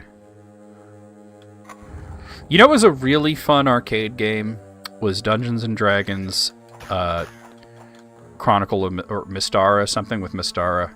I have it on Steam now. Really fun. So good. Now when I would play the elf.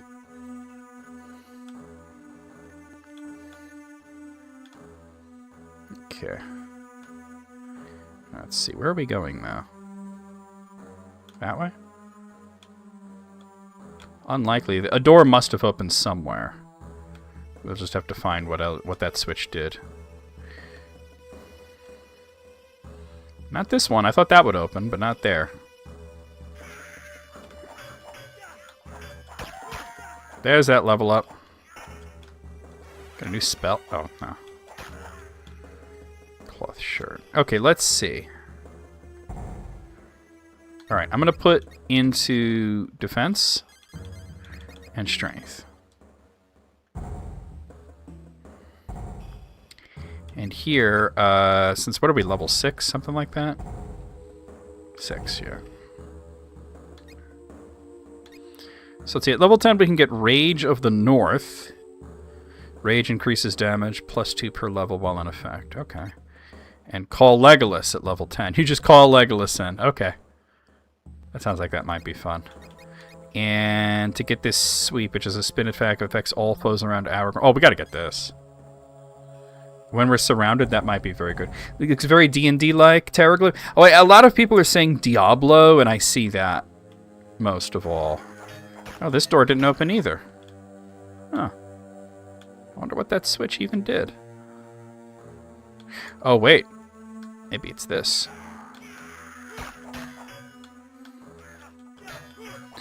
But the equip screen and everything even reminds me of those old CRPGs like Diablo. Well, that's an ARPG, but a little bit like, you know, like the Elder Scrolls 1 arena.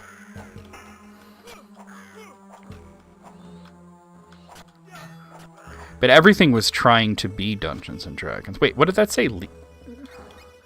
Leaf Sword. It's still not as good as the scimitar I found at the very beginning of the game, but... Money? Okay. $4. 4 silver pennies! Another switch. Okay. We'll have to find what that opened, but first... Oh! Rude. Never played a Diablo game. I didn't play them either, but you could see the DNA of Diablo in this, right? Like, if you've ever seen footage of the first or second Diablo, this is pretty similar to this in terms of its look and even the UI. I should save it because we leveled up. Oh, this is not where you save it, though. It's this button.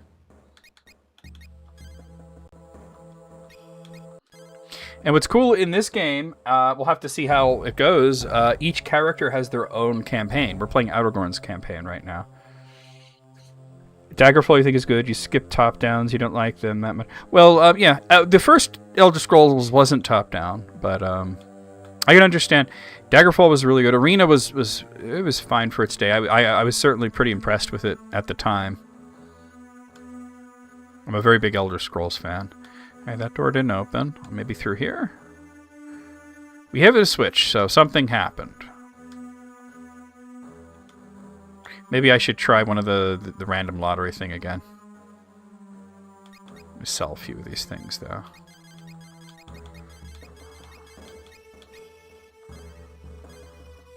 Ooh. Got scale mail? That's pretty good. One more. Alright, cat. The scale mail, pretty good. It's +8 melee, +8 missile. Definitely better than the ring mail.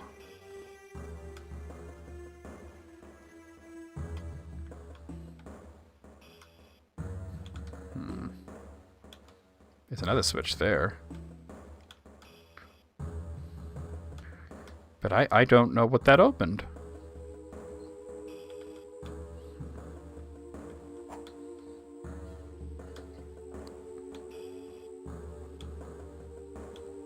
You don't like that the map is layered over the screen? If you're talking about the mini-map, I believe that's something that you can turn on or off. Some people like to have it there, some people don't.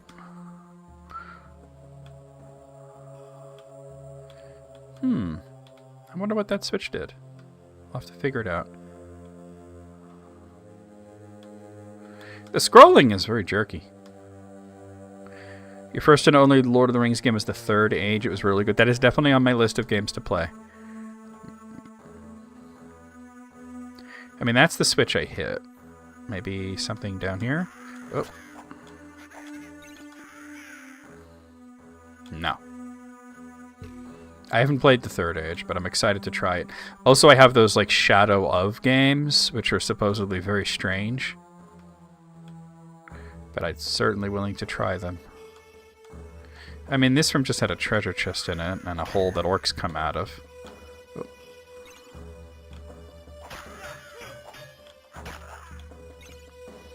So I am really stymied as to what this switch did. I looked everywhere. I guess we just keep looking until we find it, right? So far, every switch just opened a door. We just don't know what door opened. Certainly not this one.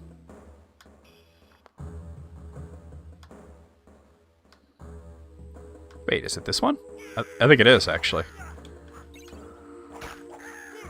Yeah, I believe we found it. Somebody was shooting arrows.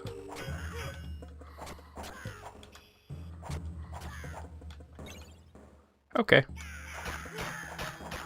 We got a whole lot of orcs. We was talking about Led Zeppelin earlier, right? We got a whole lot of orcs. My first game based on the Lord of the Rings game was it was an RTS game on PC that I couldn't make heads or tails of because I was very, very young. And then there was the Super Nintendo game, which was really bad. But I still enjoy going back to it sometimes. Nostalgic purposes. I found another switch. I'm learning to break these with the tip of my sword so they don't get exploded. Strickland propene smells funny. And they don't have a vending machine. I thank God every day that I didn't explode it. RTS stuff. RTS. Yeah, I mean, the SNES game, yeah, it's something. RTS games can be a lot of fun. It's just that I was too young to appreciate that type of game at that time. I have a feeling it's going to be somewhere around here. I was too young to comprehend it.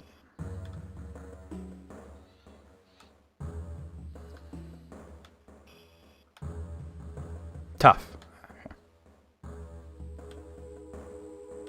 You feel one game that allowed you to choose the race you played, no idea if it was good or bad. I mean, that sounds like a lot of the CRPGs, you know, like Elder Scrolls lets you do that, for example. Ah, this is open now. Okay. Unless you're talking about a Lord of the Rings game, which I'm not. Oh, it's a purple one. What is that symbol? I'm hearing donk, donk, donk, and a red symbol appeared on the corner of the screen. Is that some sort of status ailment or something? Got nothing interesting going on there. Like a red 0 appeared. It's getting bigger. Is that the Eye of Sauron? No, it's an exclamation point. I'm thinking that that's like I'm gonna save it. Like an alert thing of how alert something is of you. As I was hitting that guy, I was getting like a drum sound, and that kept getting bigger. It got a little smaller.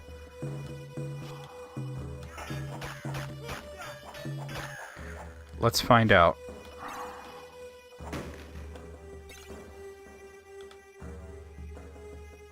Okay.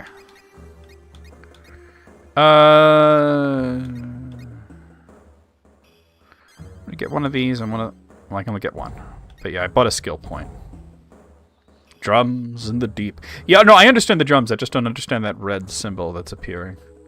The Balrog? I mean, we really shouldn't be near the Balrog yet. It could be, but I don't think we should be near the Balrog yet. We haven't even found Balin's tomb yet. Oh, attribute point. Or rather, skill points go over here.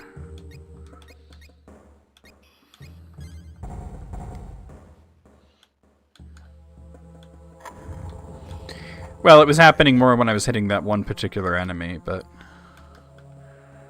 It's just strange. We haven't even found Balin's tomb yet. We're in a... Although we are in a cemetery, so I'd imagine that it's nearby.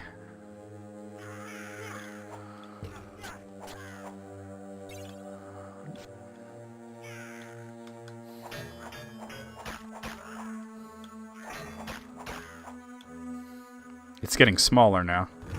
Whoa, they're doing the thing. I just talked about this. Somebody asked me, this is in episode 145 or 140, whatever the most recent one that I just put up the other day is, how come the orcs can do that? They can climb down the walls in Moria, but they can't climb up the walls in Helm's Deep, you know? Yeah, well, but like I said, I am in an area that they're calling the cemetery, so there's tombs all over the place.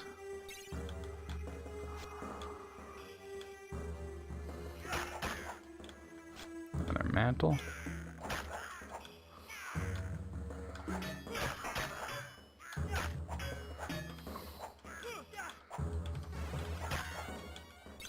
Okay.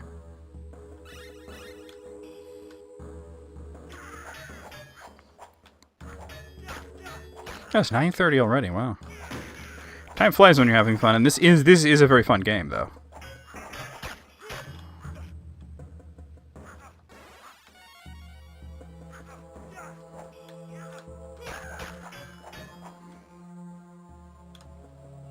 The awareness meter spawns more enemies. Well, I don't mind they're spending more enemies. I'll just level up more. It's just strange that only in that one place does it seem to do anything.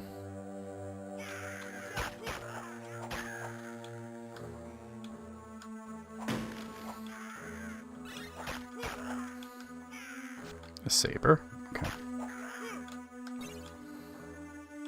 I do like the dwarf effigies. This goes down further. Looks like that's what we're doing. Alright, let me, I want to save it again just to see if we're in a different area as well. Because it was saying cemetery.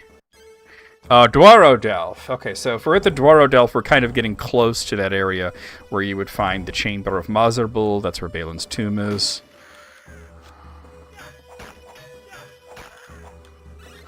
Maybe it wasn't about me hitting the enemies, and maybe Pippin was dropping a rock down a well.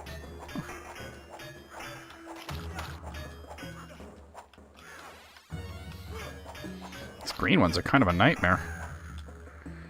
Well, I don't need ring mail anyway.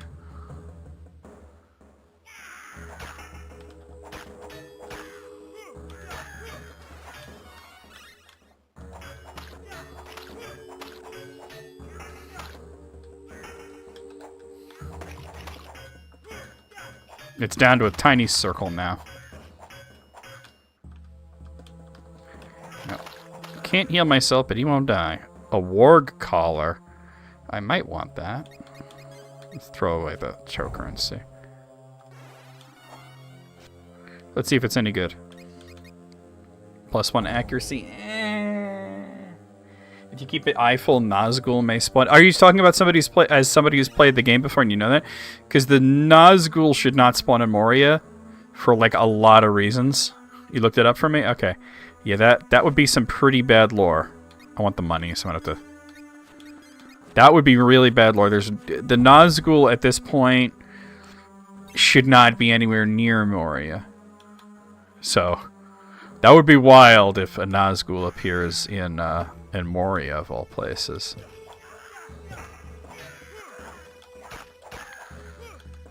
It's just strange that only one particular place doing stuff made like that one little room. That's what it says. Well, these games don't get everything right, you know. Oh, I didn't realize you could break those open as well. Huh. The dwarf statues are really cool. Look at this one. Apparently, sometimes these have stuff in them. Okay.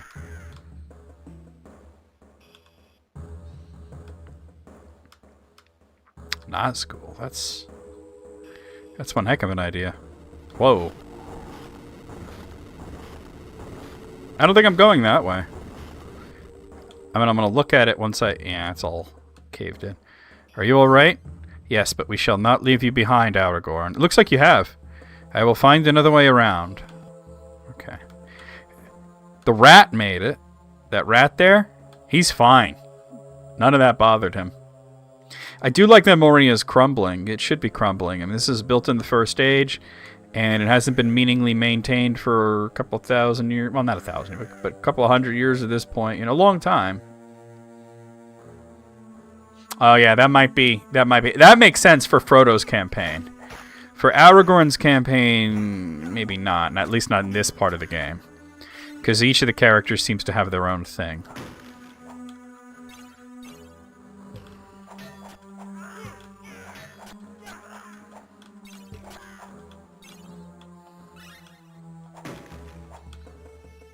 A saber.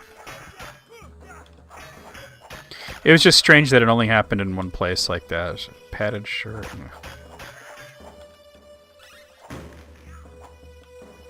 Got a shrine. I'm going to get an attribute point if I can. Yeah, let's get that. And let me sell some stuff.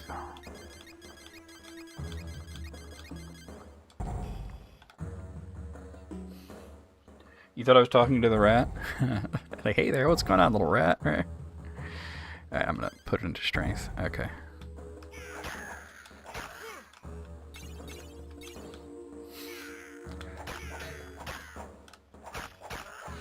I actually don't know what the courage stat does. I assume it's something like luck. The game didn't tell me, and I don't exactly have the manual, so I don't know. I think it might be something like luck, or maybe it's like it might be related to mana or mana regeneration. Because strength obviously is going to be related to damage, accuracy is going to be related to hit rate, health is your health, and defense is your defense, right? So I would think the courage probably has to do with mana and mana regeneration. Hey Alice, how's it going? Just when you think vegetables don't have phones. Are they giving phones to vegetables now? Onion rings. Wait a minute, I spent a lot of trouble to get up there. You're my manual. Don't use corrupted skills as Aragorn, it's going to get harder if it starts flashing. Okay. I mean, I think the only skill I've really been using a lot is this healing, the herbal remedy. It mentioned, I think this one's corrupt, or no, I think it was Rage of the North is corrupt. Yeah, I figured it might be something either luck or mana related. Alright, I mean, I went through a lot to get up there, and how's it going, House Onion Rings? I'm going to have to do that to Nathan. I'm going to have to do that joke to Nathan. It's like, did you know, just when you thought vegetables don't have phones, onion rings. Courage adds to your spirit points and hit points. Okay. Alright, let's see about maybe going in here. Oh, I was already here. I'm a little turned around. Because we got to where Gandalf was, but then it all collapsed, so we have to find another way around. Maybe down this way. The console version was fun. I enjoyed playing it back in the day, and I enjoyed replaying it here on Twitch and YouTube.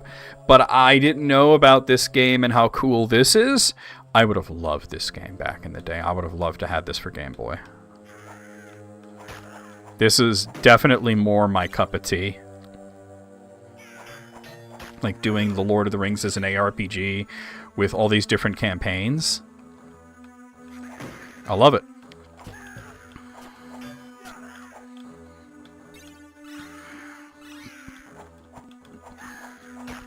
It does seem really cool, yeah. I mean, doing it as a Diablo-like just makes sense to me. Well, I will be playing the Third Age at some point, you know. But I also noticed that there's a Fellowship of the Ring on Game Boy Advance, and that it's like the console one, it's not based on the movies, based on the book. So I kind of want to play that next, maybe. Or we'll see what we do. There's like so many games to play for Tolkien Thursdays. Yeah, keep them coming. I really want to level up again. You guys may not know this about me. Well, some of you, like Alice knows, you know, Terraglyph knows. But for those of you that don't know, I'm a really big RPG fan, and I love, like, leveling up. I love it. My favorite series is Dragon Quest, you know?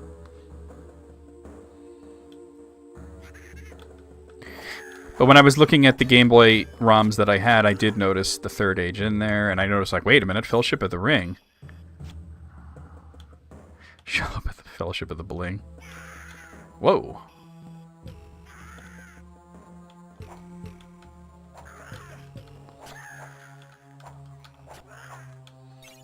They didn't really want to fight that much when I got there, huh?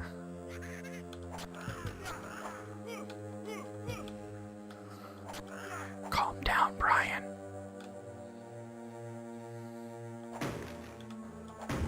Ooh. You tempt me to do the voice, and I'm not going to do it. Come by when I'm only on Twitch, and I'll do it. Third Age on consoles is like The Lord of the Rings meets Final Fantasy. Yes, that I want to play.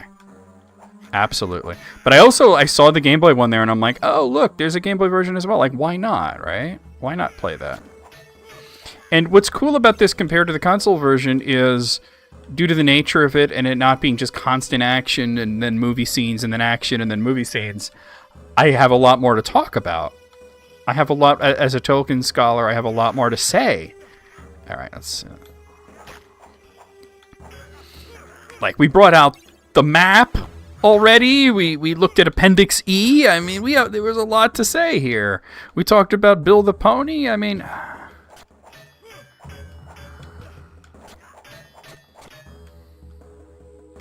come on.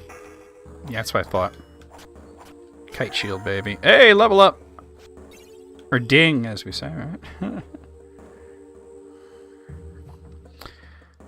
Okay, let's see. I'm going to keep putting points into this heal so that it keeps getting better. But you dig a pony. Whoa.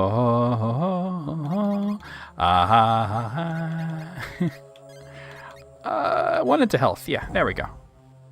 I want to put more into courage that time. Let's also save it, because I just leveled. Yeah, I wasn't sure what I was expecting here, but it wasn't something like this. It wasn't like the Lord of the Rings ARPG. I think this is really fun. And this actually stuff. We were trying to translate this one cluster of runes that keeps showing up over and over again, but it really is just that sort of triangle one. It doesn't really align with any of the runes. I think it could be either the HW sound or the TS sound. The one in the middle is a G, and then that one is an F. So it's like, I think they're just putting fun runes everywhere, you know? You got this one at a clearance bin.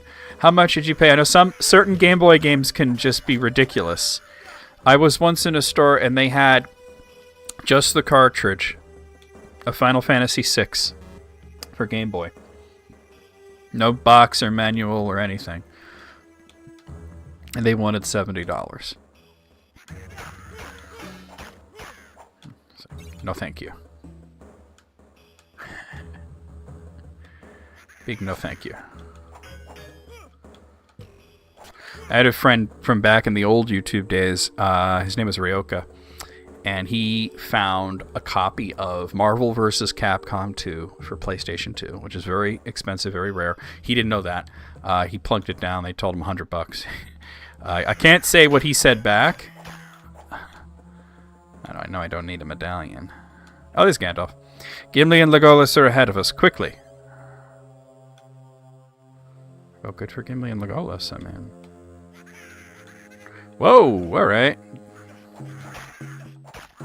Okay, now that's happening. That awareness thing is happening again.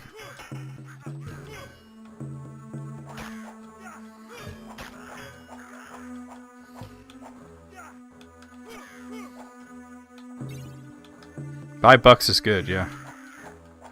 Yeah, suddenly that meter's going up again, and I don't really know what I'm doing wrong, but...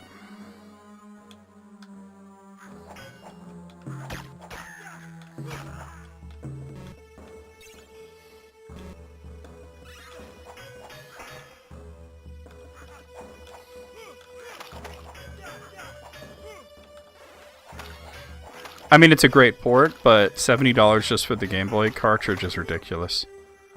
Now I have it on Steam, the what do you call it, the Pixel Remaster, and that didn't cost all that money, you know? That shouldn't have been possible, but hey. Through Eru Iluvatar, all things are possible.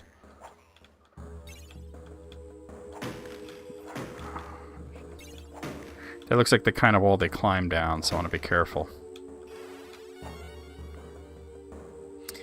Capcom vs. SNK2 is one of my favorite games of all time. I had it on the Dreamcast because I had imported it, but I love that game. Such a good game. All right, let's see what area we're in now. The awareness meter is small again. Don't know exactly what what I did to make it go up. So this is the Great Hall. I think this is where Gimli would have sung his song. What objectives? Let me see this. Escape Moria. Oh, look at that. I love the map. That's so great. A Pokemon card for $250,000. I mean, if you can find somebody who's willing to part with that amount of cash for a Pokemon card, good, I guess, right? I just think it's silly. I like Pokemon. I like the The games. The TV show and the cards has always eluded me in terms of the appeal. I don't quite get it. Now, Almighty Santa, which version did you play? The console Third Age or the handheld Third Age? Yeah, the speculations. I'm not a big fan of that.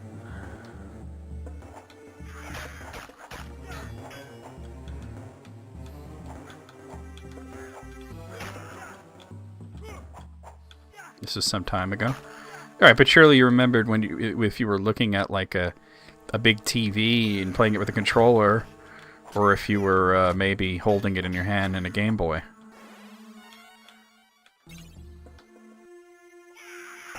Okay. He dropped... Oh, I thought he dropped something interesting, but he didn't.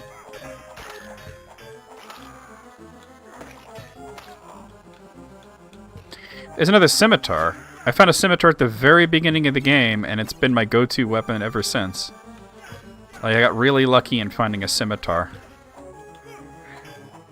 But probably because it's worth more to sell than most of the stuff I have. Let me get rid of a few of the cheaper things. Yeah, I do want to try that. Like I said, I had the SNES one, the Super NES Lord of the Rings Volume 1 that they put out. And it's not a very good game, but it was interesting to, you know, sort of mess around with. And I had a lot to say. But Skies of Arcadia, I remember that. I have it for the GameCube, though. But I have a funny story is that when I went to buy that game, the guy that worked there was very upset because he didn't know the game. He would have bought the game himself. He was looking for that.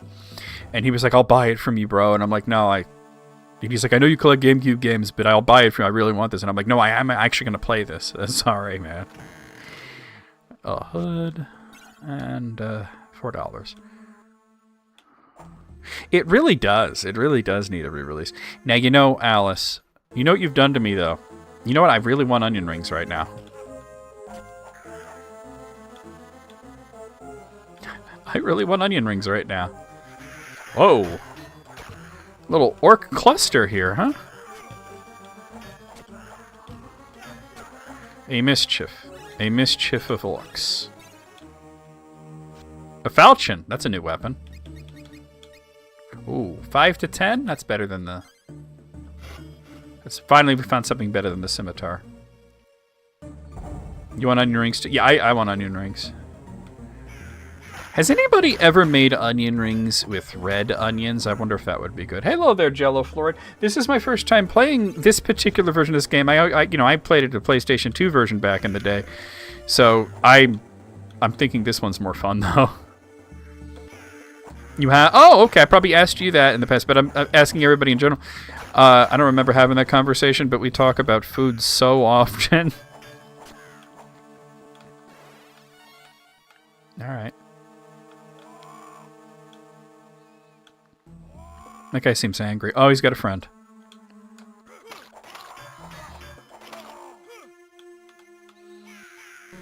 No cap.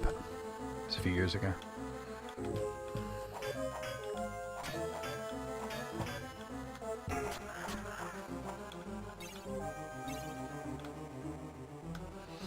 Well, any kind of onion ring that's soggy is not a good onion ring, right? Yeah, everything about this is sort of fun and interesting. Once again, we see these same... Now, actually... Yeah, there's a different set of runes here. If you notice, it's a lot of the same thing where you have the F, the G, and then that's either a TS or an HW. I'm not sure, but there's another set of runes here. Once again, I can look at Appendix C and see and tell you what they are. I don't think it coincides to anything. I think they were just putting fun runes out there. But I have the Return of the King here, and we'll go to Appendix C. And we'll see, not the Tengwar. We need the Angarthus or the Kurth. Here we are. So the first one there, which would be sort of above my shoulder, above Aragorn's shoulder there. It looks pretty similar to the B, except I'm not sure that actually is a B. It looks similar enough. I think actually what that is, that's not a B. I think that's an M. That's an M. You time traveled forward for Funyuns. That's an M. Now the one in the middle with the lines that are parallel and then connected, there is no doubt that that is an E, but it's the long E. So now this might actually spell something out at this point. This might actually have meaning, whereas the other cluster of runes certainly does not have any meaning at all. But we have the M, so it's Ni so far. And then the final one, that's... Okay, it looks similar to the Hus, but it's inverted, so it's not that. I'm not actually seeing that rune here. It also looks like kind of similar to the Qua, the Q. Oh, here it is. I found it. That's the Ng. So it's me. Okay, it's meaningless because it would just be Mung. Myung. It would be very hard to pronounce. It could also, like, if they wanted to be cute about it, it could represent the Kuzdul language, which is said to be very difficult to speak and pronounce and learn, but, not Tang. Did I say Tangwar? Kuzdul. Kuzdul. Maybe I did say Kuzdul. I'm unsure of what I said at this point. But that was our first bit of runes that looked different, so I wanted to talk about that. Alright, another switch. Now we gotta go find out what that did.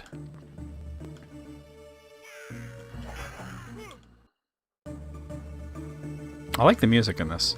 Some of it was from the movie, but this Moria theme is not. This is original. That didn't open. Okay. Might be something down there, but... Oh. Well, this was open before, wasn't it? Yeah. Oh, wait. Maybe not, because there's a switch there. Alright. Fun rings. Well, they are ring-shaped, aren't they? Funyuns are actually really tasty. It's a fun little snack there. I like Funyuns.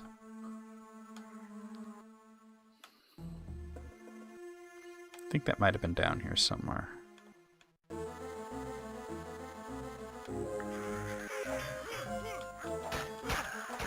Alright, coming down the pillars.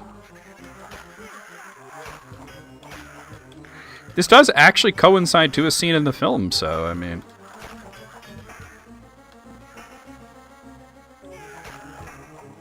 Yeah, I know. Well, you know what I say? What I tell my nephews, because they're like, "Oh, why do you still say?" You know, like I'll say something like "yeet" or something, right? And, why do you still say that? Nobody says that. I'm like, you don't understand. Once adults get a hold of the kids' slang, we don't let go of it. It's ours forever. You don't understand. I still say words from the 80s.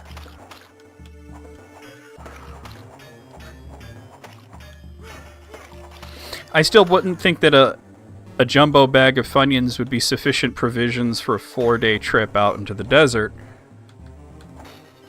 If you get it, you get it. But they are a good snack.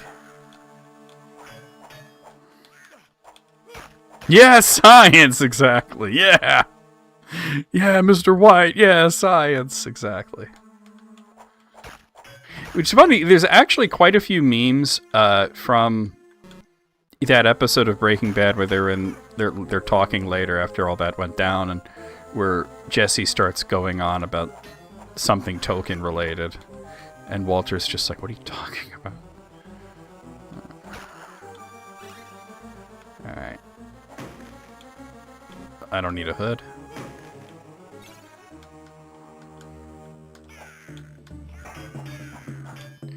See, fighting the certain enemies seems to raise that up. It got big real fast, though. Maybe if I lure them away from that area, it might be certain areas, too. They're not following me, though.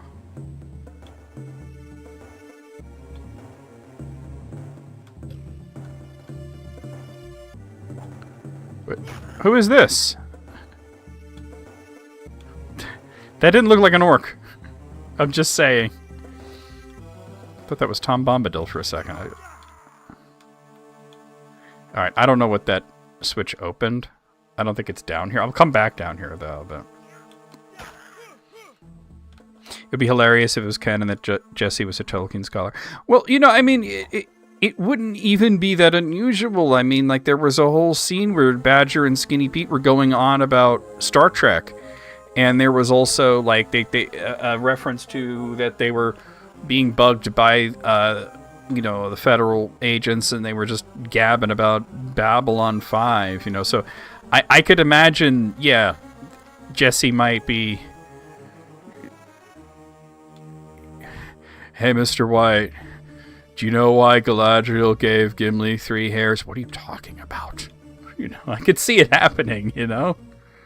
Listen, I don't care. Wait, maybe this is... I think this is where the first switch was.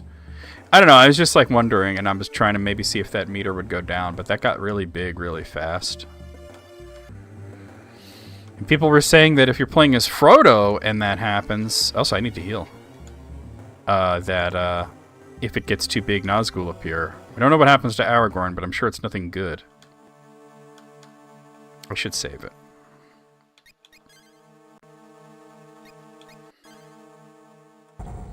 It's always interesting when some random character from a TV show or a movie or whatever just makes a Tolkien reference and reveals themselves to be like either a really big fan or very, very knowledgeable in Tolkien lore, you know?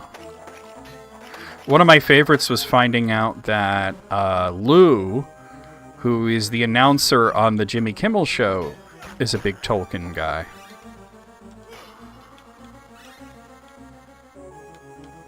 I was like, wow, okay.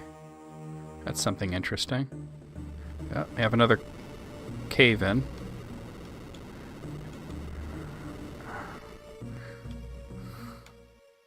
Although, to be honest with you, I feel like Jesse Pinkman would not be into Tolkien, but that Aaron Paul might be. I don't think I've ever seen these guys before, these blue ones. Alright. That meter got smaller, so there is that. These actually look similar to the first few orcs I found. It's just not... they're just bigger. I don't need a cloth shirt, that's for sure.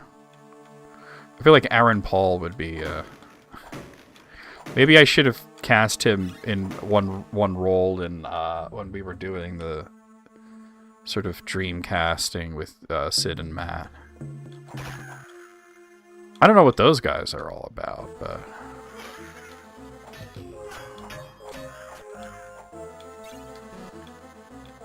Another scimitar. All right. Well, I finally found something better than the scimitar, so... Did that say leather jacket? Aragorn's a biker.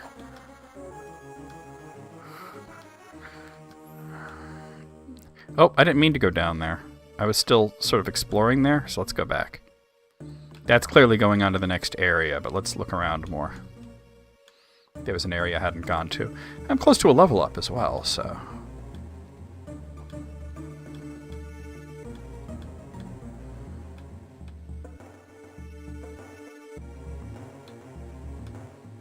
A scimitar? I've never heard it pronounced that way. I've always heard it said scimitar.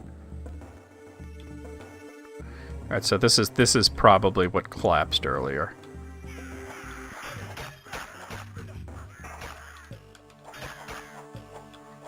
We could look it up to make sure. It's just because I've heard it that way a lot doesn't mean that it's necessarily correct. Let's look it up.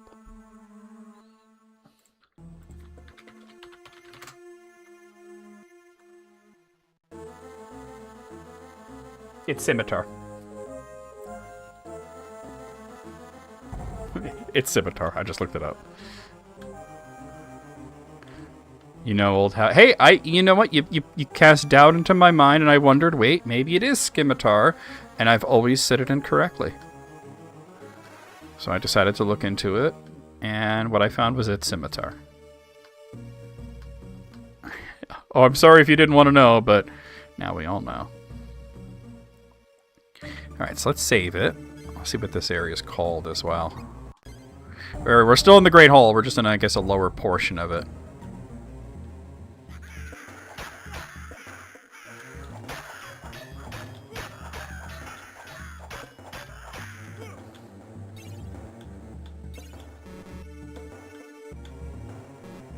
I don't want the cape. I want the money. There we go.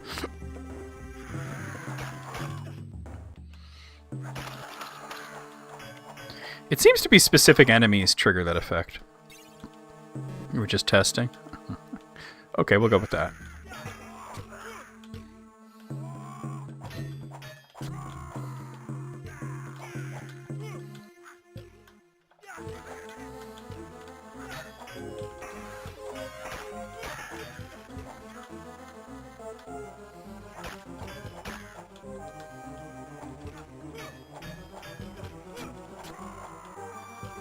Buckler.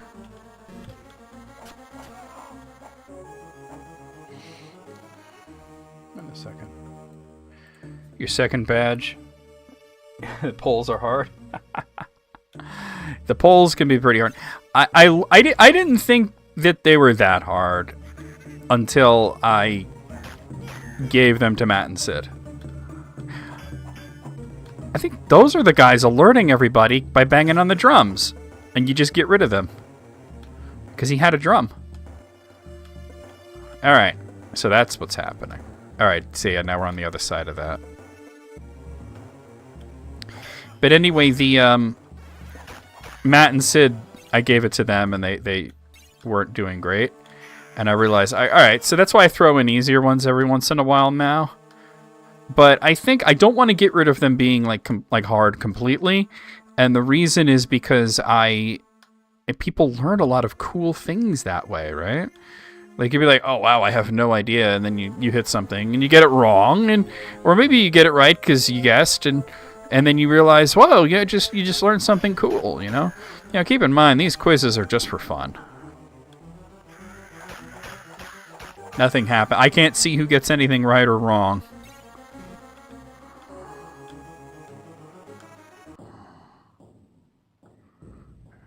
Okay, now it's getting to that point where it seems kind of like you should definitely save the game, right? Balin's Tomb. All right.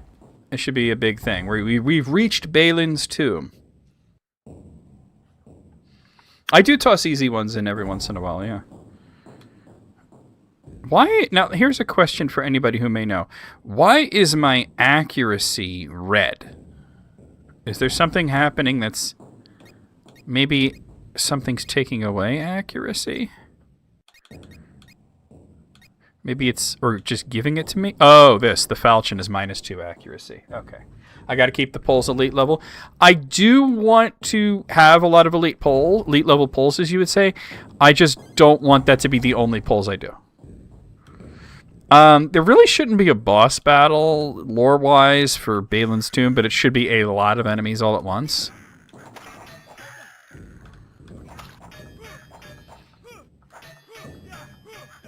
Because, I realized it was the sword has -2 accuracy. These guys do so much damage when they hit.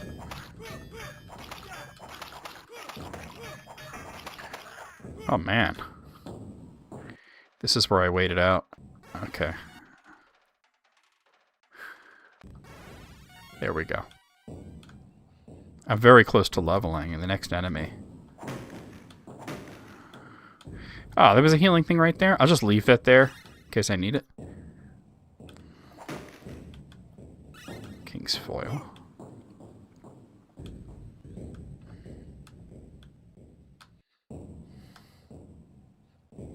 Hello, Filthy Orcses.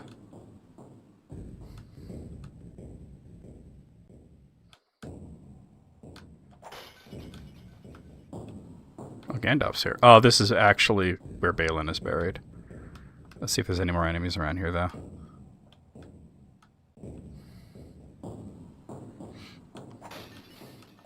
Now, I remember saying to my mother, she never read The Hobbit. She read The Lord of the Rings when she was young. And she got me into all this stuff, but she never actually read The Hobbit. And she watched the films, and I told her, the Hobbit films are really just an exaggeration. There's so much there that wasn't in the books. They changed a lot of things. It's all really messed up. But I remember she was watching the Fellowship of the Ring, and they go through Moria. And no, like I said, it's the sword I'm carrying is doing that. It has -2 accuracy. So I said, I bet after watching the, Balin's Tomb, after watching The Hobbit and knowing that story, this hits a lot differently, doesn't it? She said, oh yeah. All right. Okay, I kind of want to check out the heavy cloak. I need to drop some things. Wait, what is this actually? Hood? That's not as good as what I have. All right, get rid of it. Get rid of that. Get rid of that. Get rid of it. All right, there we go. The heavy cloak might be good. +1 melee, +1 missile armor, +3 defense. That's way better. Way better. And there's a Brigandine, for whatever reason. We'll save it before we talk to the squad. I was really hoping to find one more enemy that I could level up off of before all hell breaks loose. Alright, let's do it.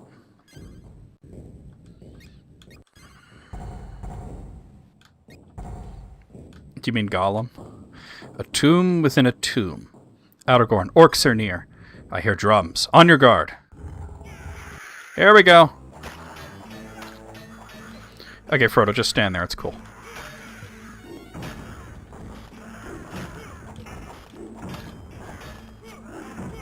How have I not leveled up? Oh, there's actually... Oh, cave troll. Okay. Would you consider the cave troll to be the boss? How come I haven't leveled up? Is level 7 his maximum level? There's no way. There it goes, finally. Okay. Cave troll. Oh, wrong button.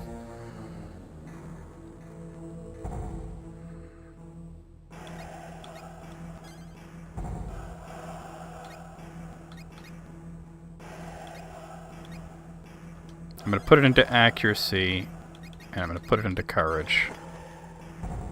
Alright.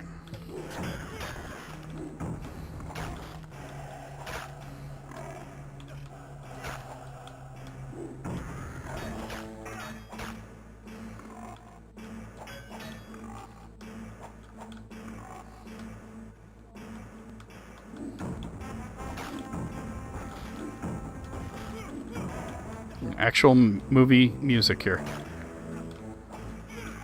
He doesn't hit that hard. Well, I've got him halfway there.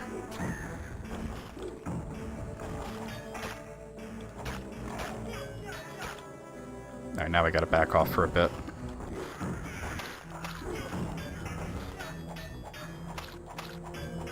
I feel like these green guys are actually worse. Oof. Alright, well. I didn't lose any progress.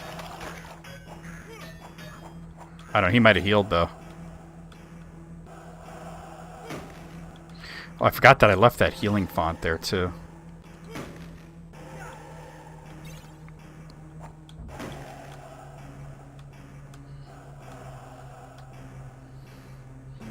It doesn't sound bad, considering the Game Boy sound chip. Wait, I am level 8 still, right? Oh. Let me make sure. Yeah, so they're considering the cave troll to be a boss, which yeah, okay, cool. Which makes sense.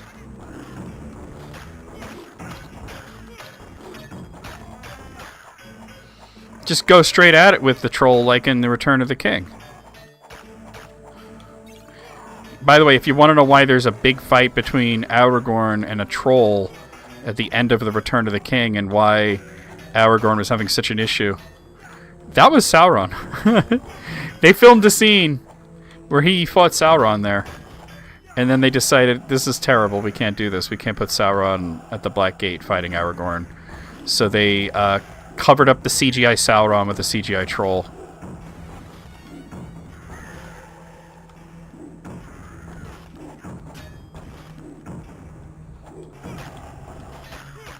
He's almost dead. There we go, it's a win. Crusader sandals, fine leather jacket, exquisite hood. Hold on. Ba ba ba ba ba ba. 1 to 2 damage, defense. Okay, yeah. I want that. Get rid of it. Fine leather jacket, +5 melee, +5 missile. That's not anywhere near as good as the scale mail. The exquisite hood we want. So I have a cap as +4 critical armor. This is the same thing, but I'm just going to equip it. Ba ba ba ba ba ba ba ba ba ba. So they did put a bust there, and it makes perfect sense for it to be the cave troll from the film. Why can't I heal? Oh, there we go. Like, you didn't have quite enough mana.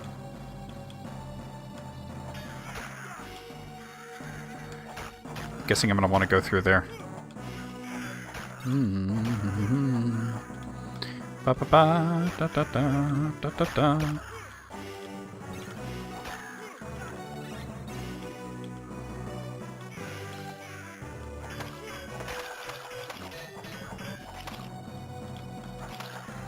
That was dangerous. Padded shirt I don't want.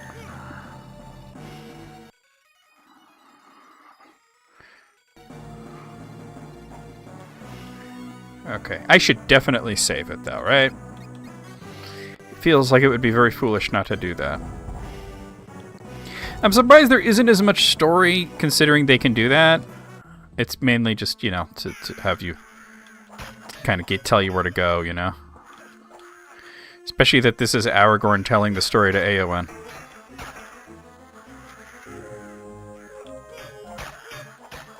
Death by 1,000 paper cuts here, huh?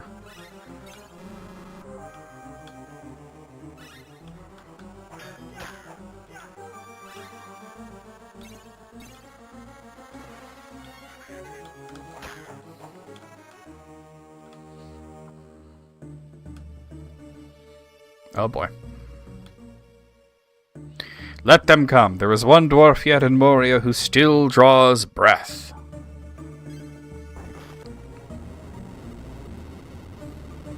Something bigger than a orc or troll coming. What is this devilry? A Balrog, a demon of the ancient world. Run to the bridge of Khazad-dûm. Legolas can't identify the Balrog because he's only a summon in this game.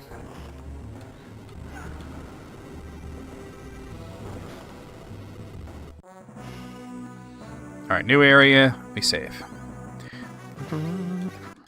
Khazad-dûm. It should... I guess there's not really enough room for bridge of Khazad-dûm. Notice that the... Well, not really the accent, but the accented U is there. And before, we didn't see that with Eowyn or any other names that should have accent on them. But... Khazad-dûm just means mansion of the dwarves, and it's... Fine Falchion, I definitely want that. It's their name for all of Moria. Moria is the Elvish name.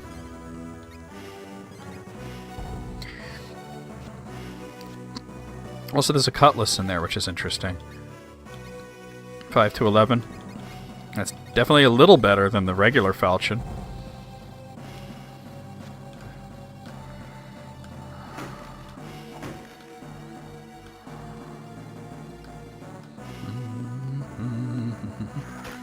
Very true to the way Moria is laid out, that we are heading downwards a lot.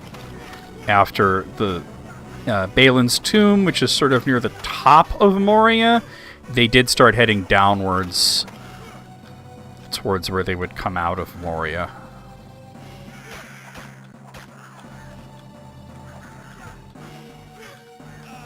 Oh, those green guys. Alright, well.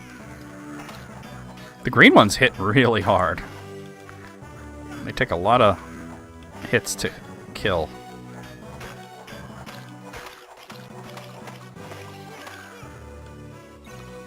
Like, how fine is your falchion that it takes that many shots to kill a single orc? Now, like I said, I would have loved having this on the Game Boy. This would have been right up my alley.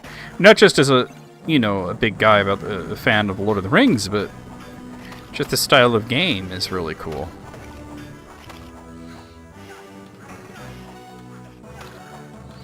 I mean, I would wonder the same thing I wondered at the beginning. Like, why doesn't he already have his sword? Well, because it's based on the movie, and for some reason he didn't get that until the Return of the King.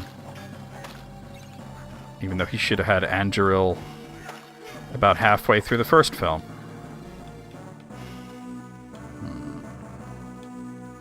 There, is that the titular bridge? It must be. Let me go here. Certainly looks like the way it was described and the way it looked in the film.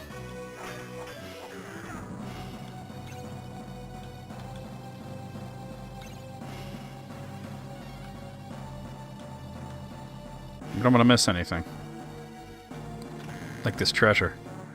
With a hood, king's foil, mushrooms, and really just a hood. Okay.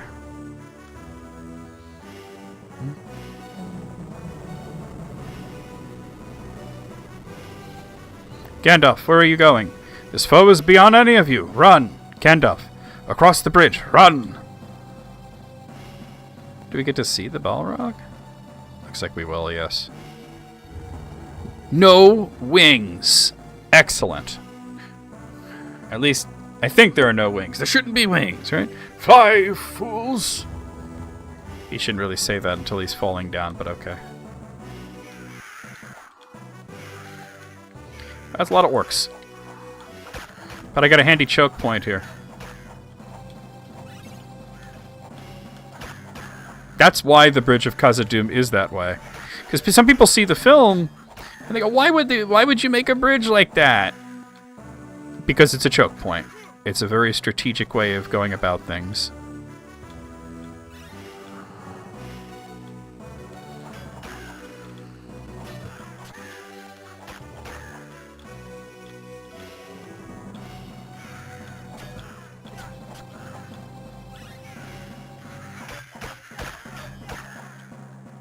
Which way does the game want me to go? I thought so. Okay.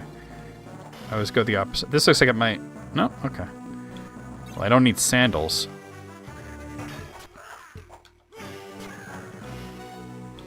Sandals don't even seem like... Like, do sandals even exist in Middle-earth?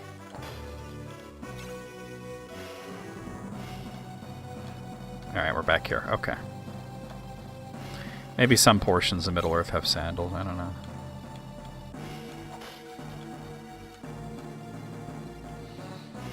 Ah, it's just the exit. Okay. There is no time for grieving now. Let us go. On your feet, Sam. Have you no heart? Give them some time, for pity's sake.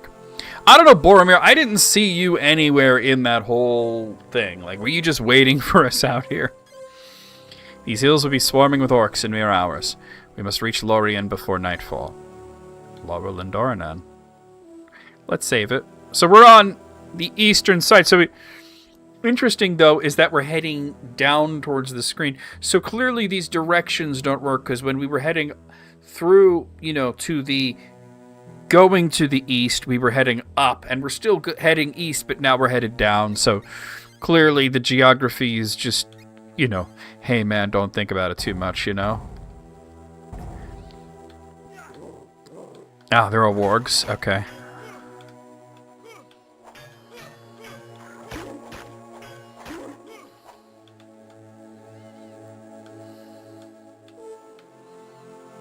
The wargs looked more like what Tolkien described rather than what was shown in the film.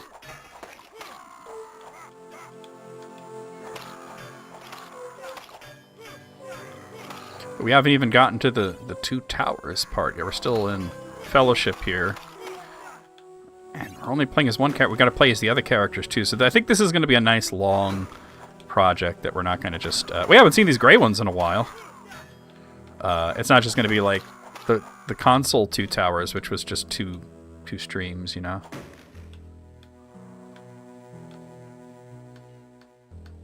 Can you change character mid-game? No, it appears that each character... I mean, maybe you could have, like, different save files, but it appears that each character has their own set of levels and such. Like, one of them is Eowyn, so, like, obviously it would make sense to have Eowyn in Moria, you know? Or have Frodo at Helm's Deep.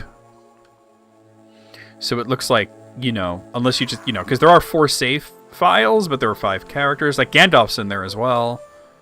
So... got a forge. All right, let's sell all this stuff.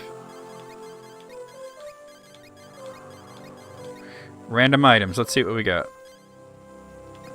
An S-stock? I mean, it's okay, but it's not as good as what I have. Buckler. Chainmail. Sword rapier. I'm not getting a lot of good, cape, cloak.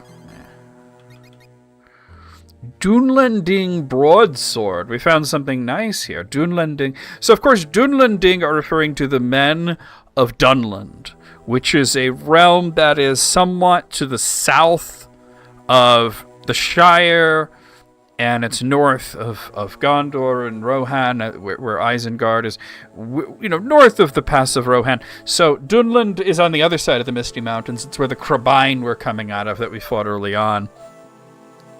But it looks like we found something good here. That's 5 to 11. And instead of -2 accuracy, I get +1 strength.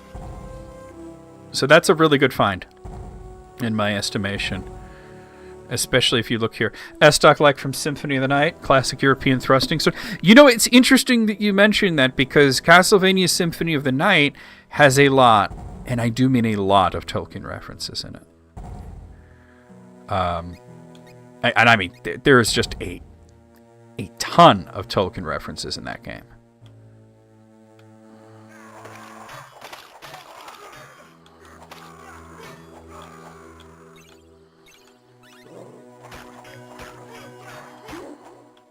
The last time that I played it on Twitch, I did talk about all the ones that I ran across and what they mean and everything, but that was quite a while ago. Would you guys be interested to see me play something here, for Tolkien Thursdays that isn't a Tolkien game, but has a lot of references like that Castlevania game, that we could maybe hunt down all of the Castlevania references to Tolkien and explain them all and everything? I mean, one of the best items in the game is the Ring of Varda. There's the Fist of Tulkas. The Mormeagle, of course. There's a lot of them out there. And I tried to look up a comprehensive list one.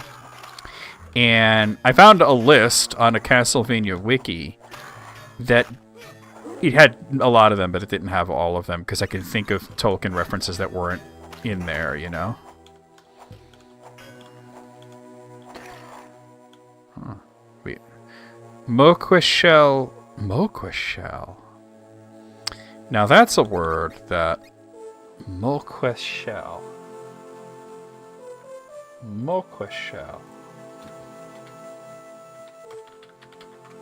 It's an interesting word. I don't think that actually means anything. I'm gonna go on Parthethalian anyway and see if I find it, what it could mean.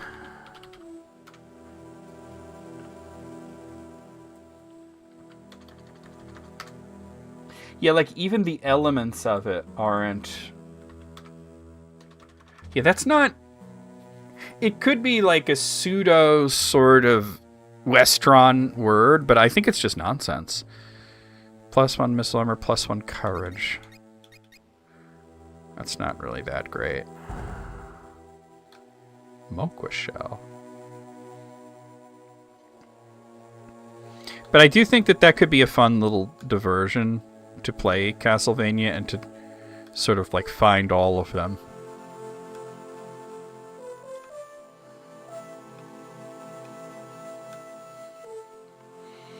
Because it's not a Tolkien game, but it's a surprising amount of Tolkien stuff in it.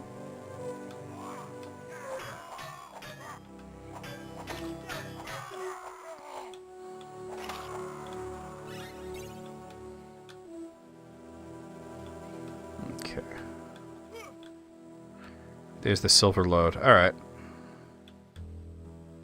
There's a squirrel.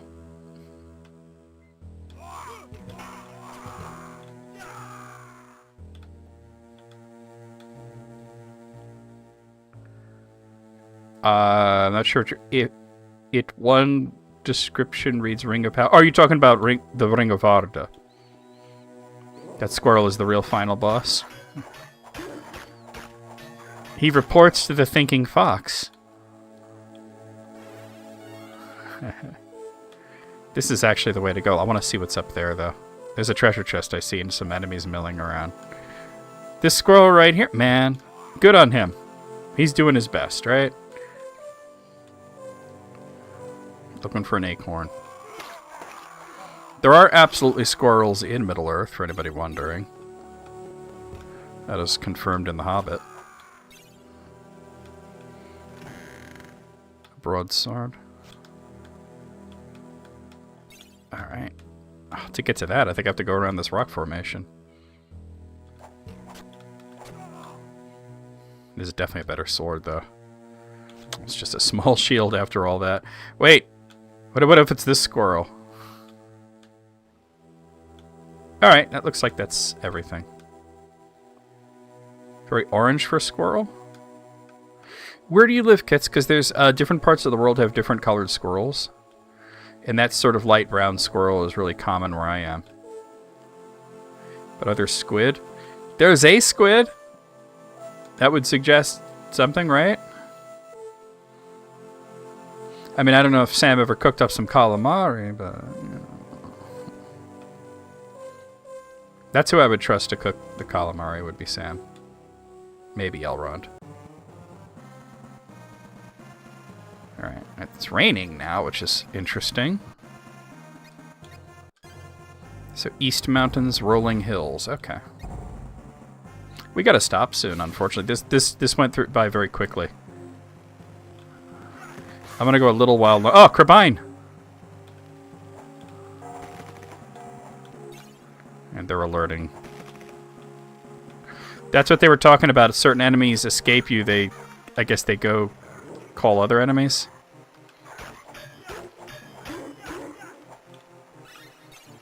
I think that... Or the guys in Moria that were beating on drums. Oh, I like this remix of the theme. I mean, it's a pretty simple overlay, but it's cool looking.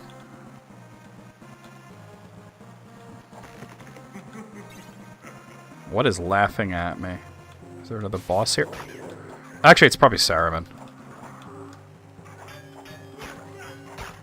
He didn't sound like Christopher Lee, but I think that was supposed to be Saruman.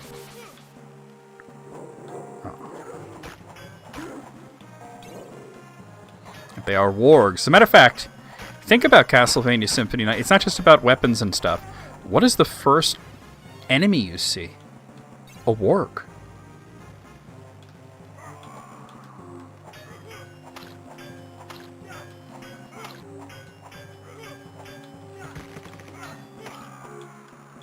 Warg collar. Definitely don't want that.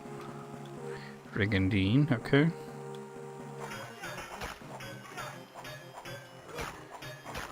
Like I said, there's lots of Tolkien references in Symphony of the Night. Am I supposed to go down that way? Let me see. Yes, but I want to look around. Who knows what I might find? Gems hidden in little tree stumps? That's really it.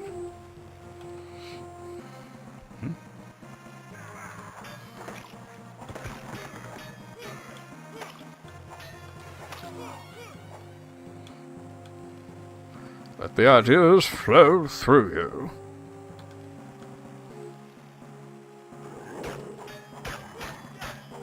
Saruman, your arm has grown long.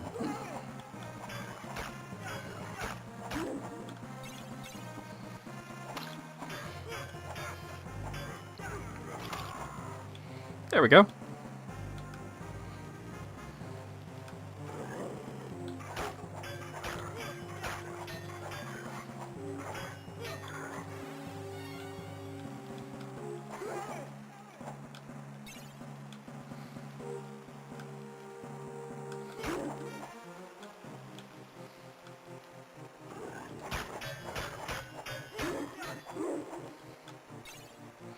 Nobody suspects the butterfly.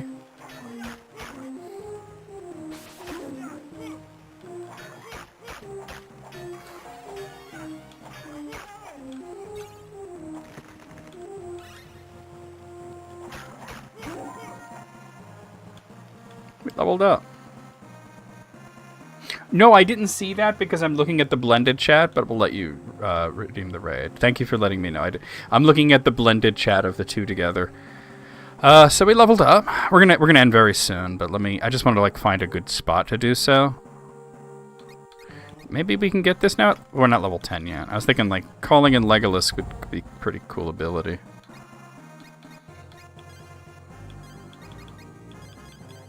Yeah, it's all gonna be courage and accuracy this time. That only shows like on the Twitch side, but I'm looking at the blended Twitch and YouTube together. Which didn't used to work, but it's working now. Saves me from having to have too many different things to look up. So you'll choose our raid target for Twitch.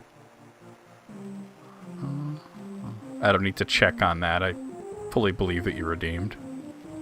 Yeah, what is up here? Oh, I think I've circled around. Okay.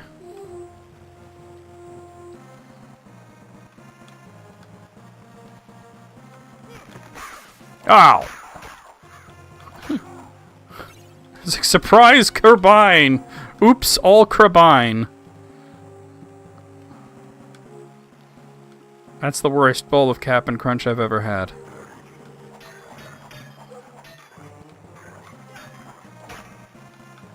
Lovely little choke point here.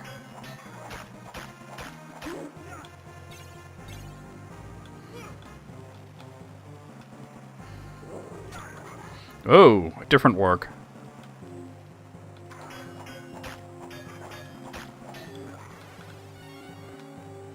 Could be a werewolf. This was big.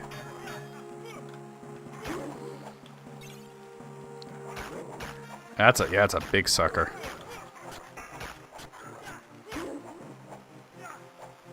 Looks better than next gen. Well, I mean, you know, it's this style doesn't really get dated because it's, you know, they were working within the boundaries, but it's very artistically sound. Whereas a lot of high fidelity graphics just wind up looking old after a few years.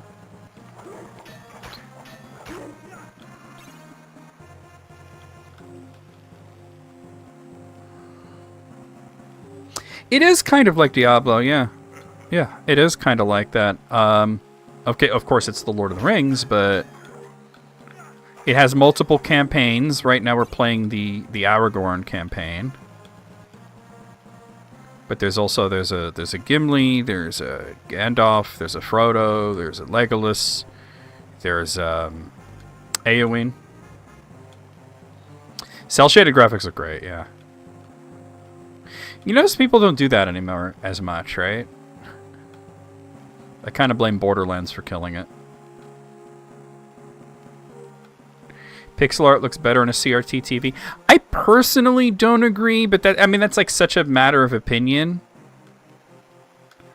You know what I mean? Like, I don't like everything to be all smoothed out. I like to see the pixels, but that's just my opinion. Next time I could play as Frodo. It'll probably be like whoever's next on the character select screen after we finish the Aragorn thing.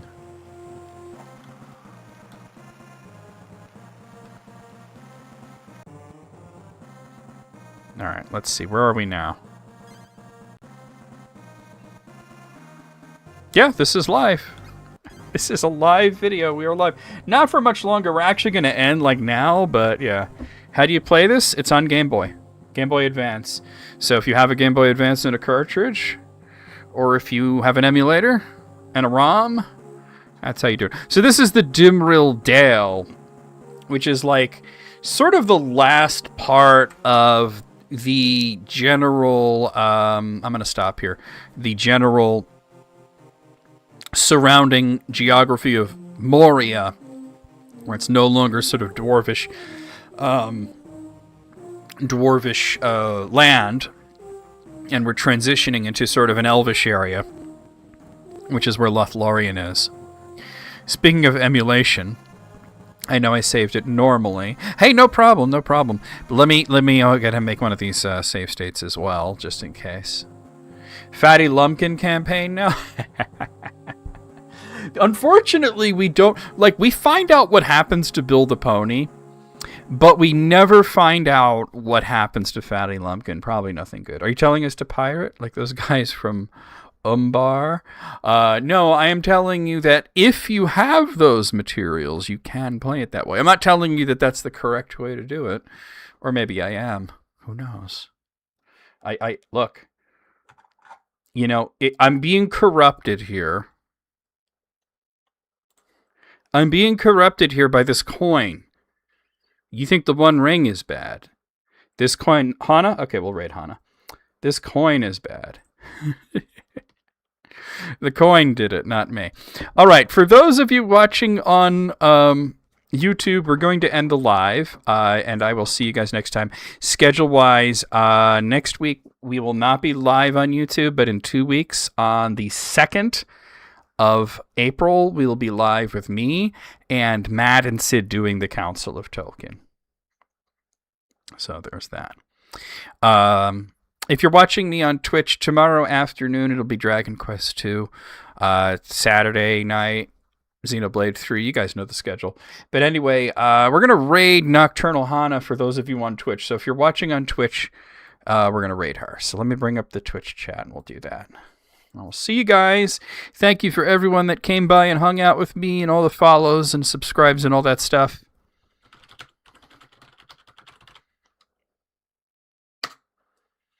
Well, I hope you enjoy. I hope you enjoy it. I mean, most of them are not gaming. Most of them are educational, but I do gaming stuff if it's Tolkien related. Although I thought, like I said, we might do Symphony of the Night. We might do Castlevania at one point just to point out all the references. Nocturnal Hana basically just started. She's only a few minutes into her stream, and she is going to be playing one of my favorite NES games, Dragon Quest IV, back when it was called Dragon Warrior 4. So we're going to do that. So I need to give you guys a raid call, don't I? Oh, I didn't do it correctly. Hold on. Nocturnal Hana. Did I spell it wrong? He keeps telling me invalid username. What did I do wrong? Give me 1 second. All right, I'm going to copy paste it. It looks like I spelled it right.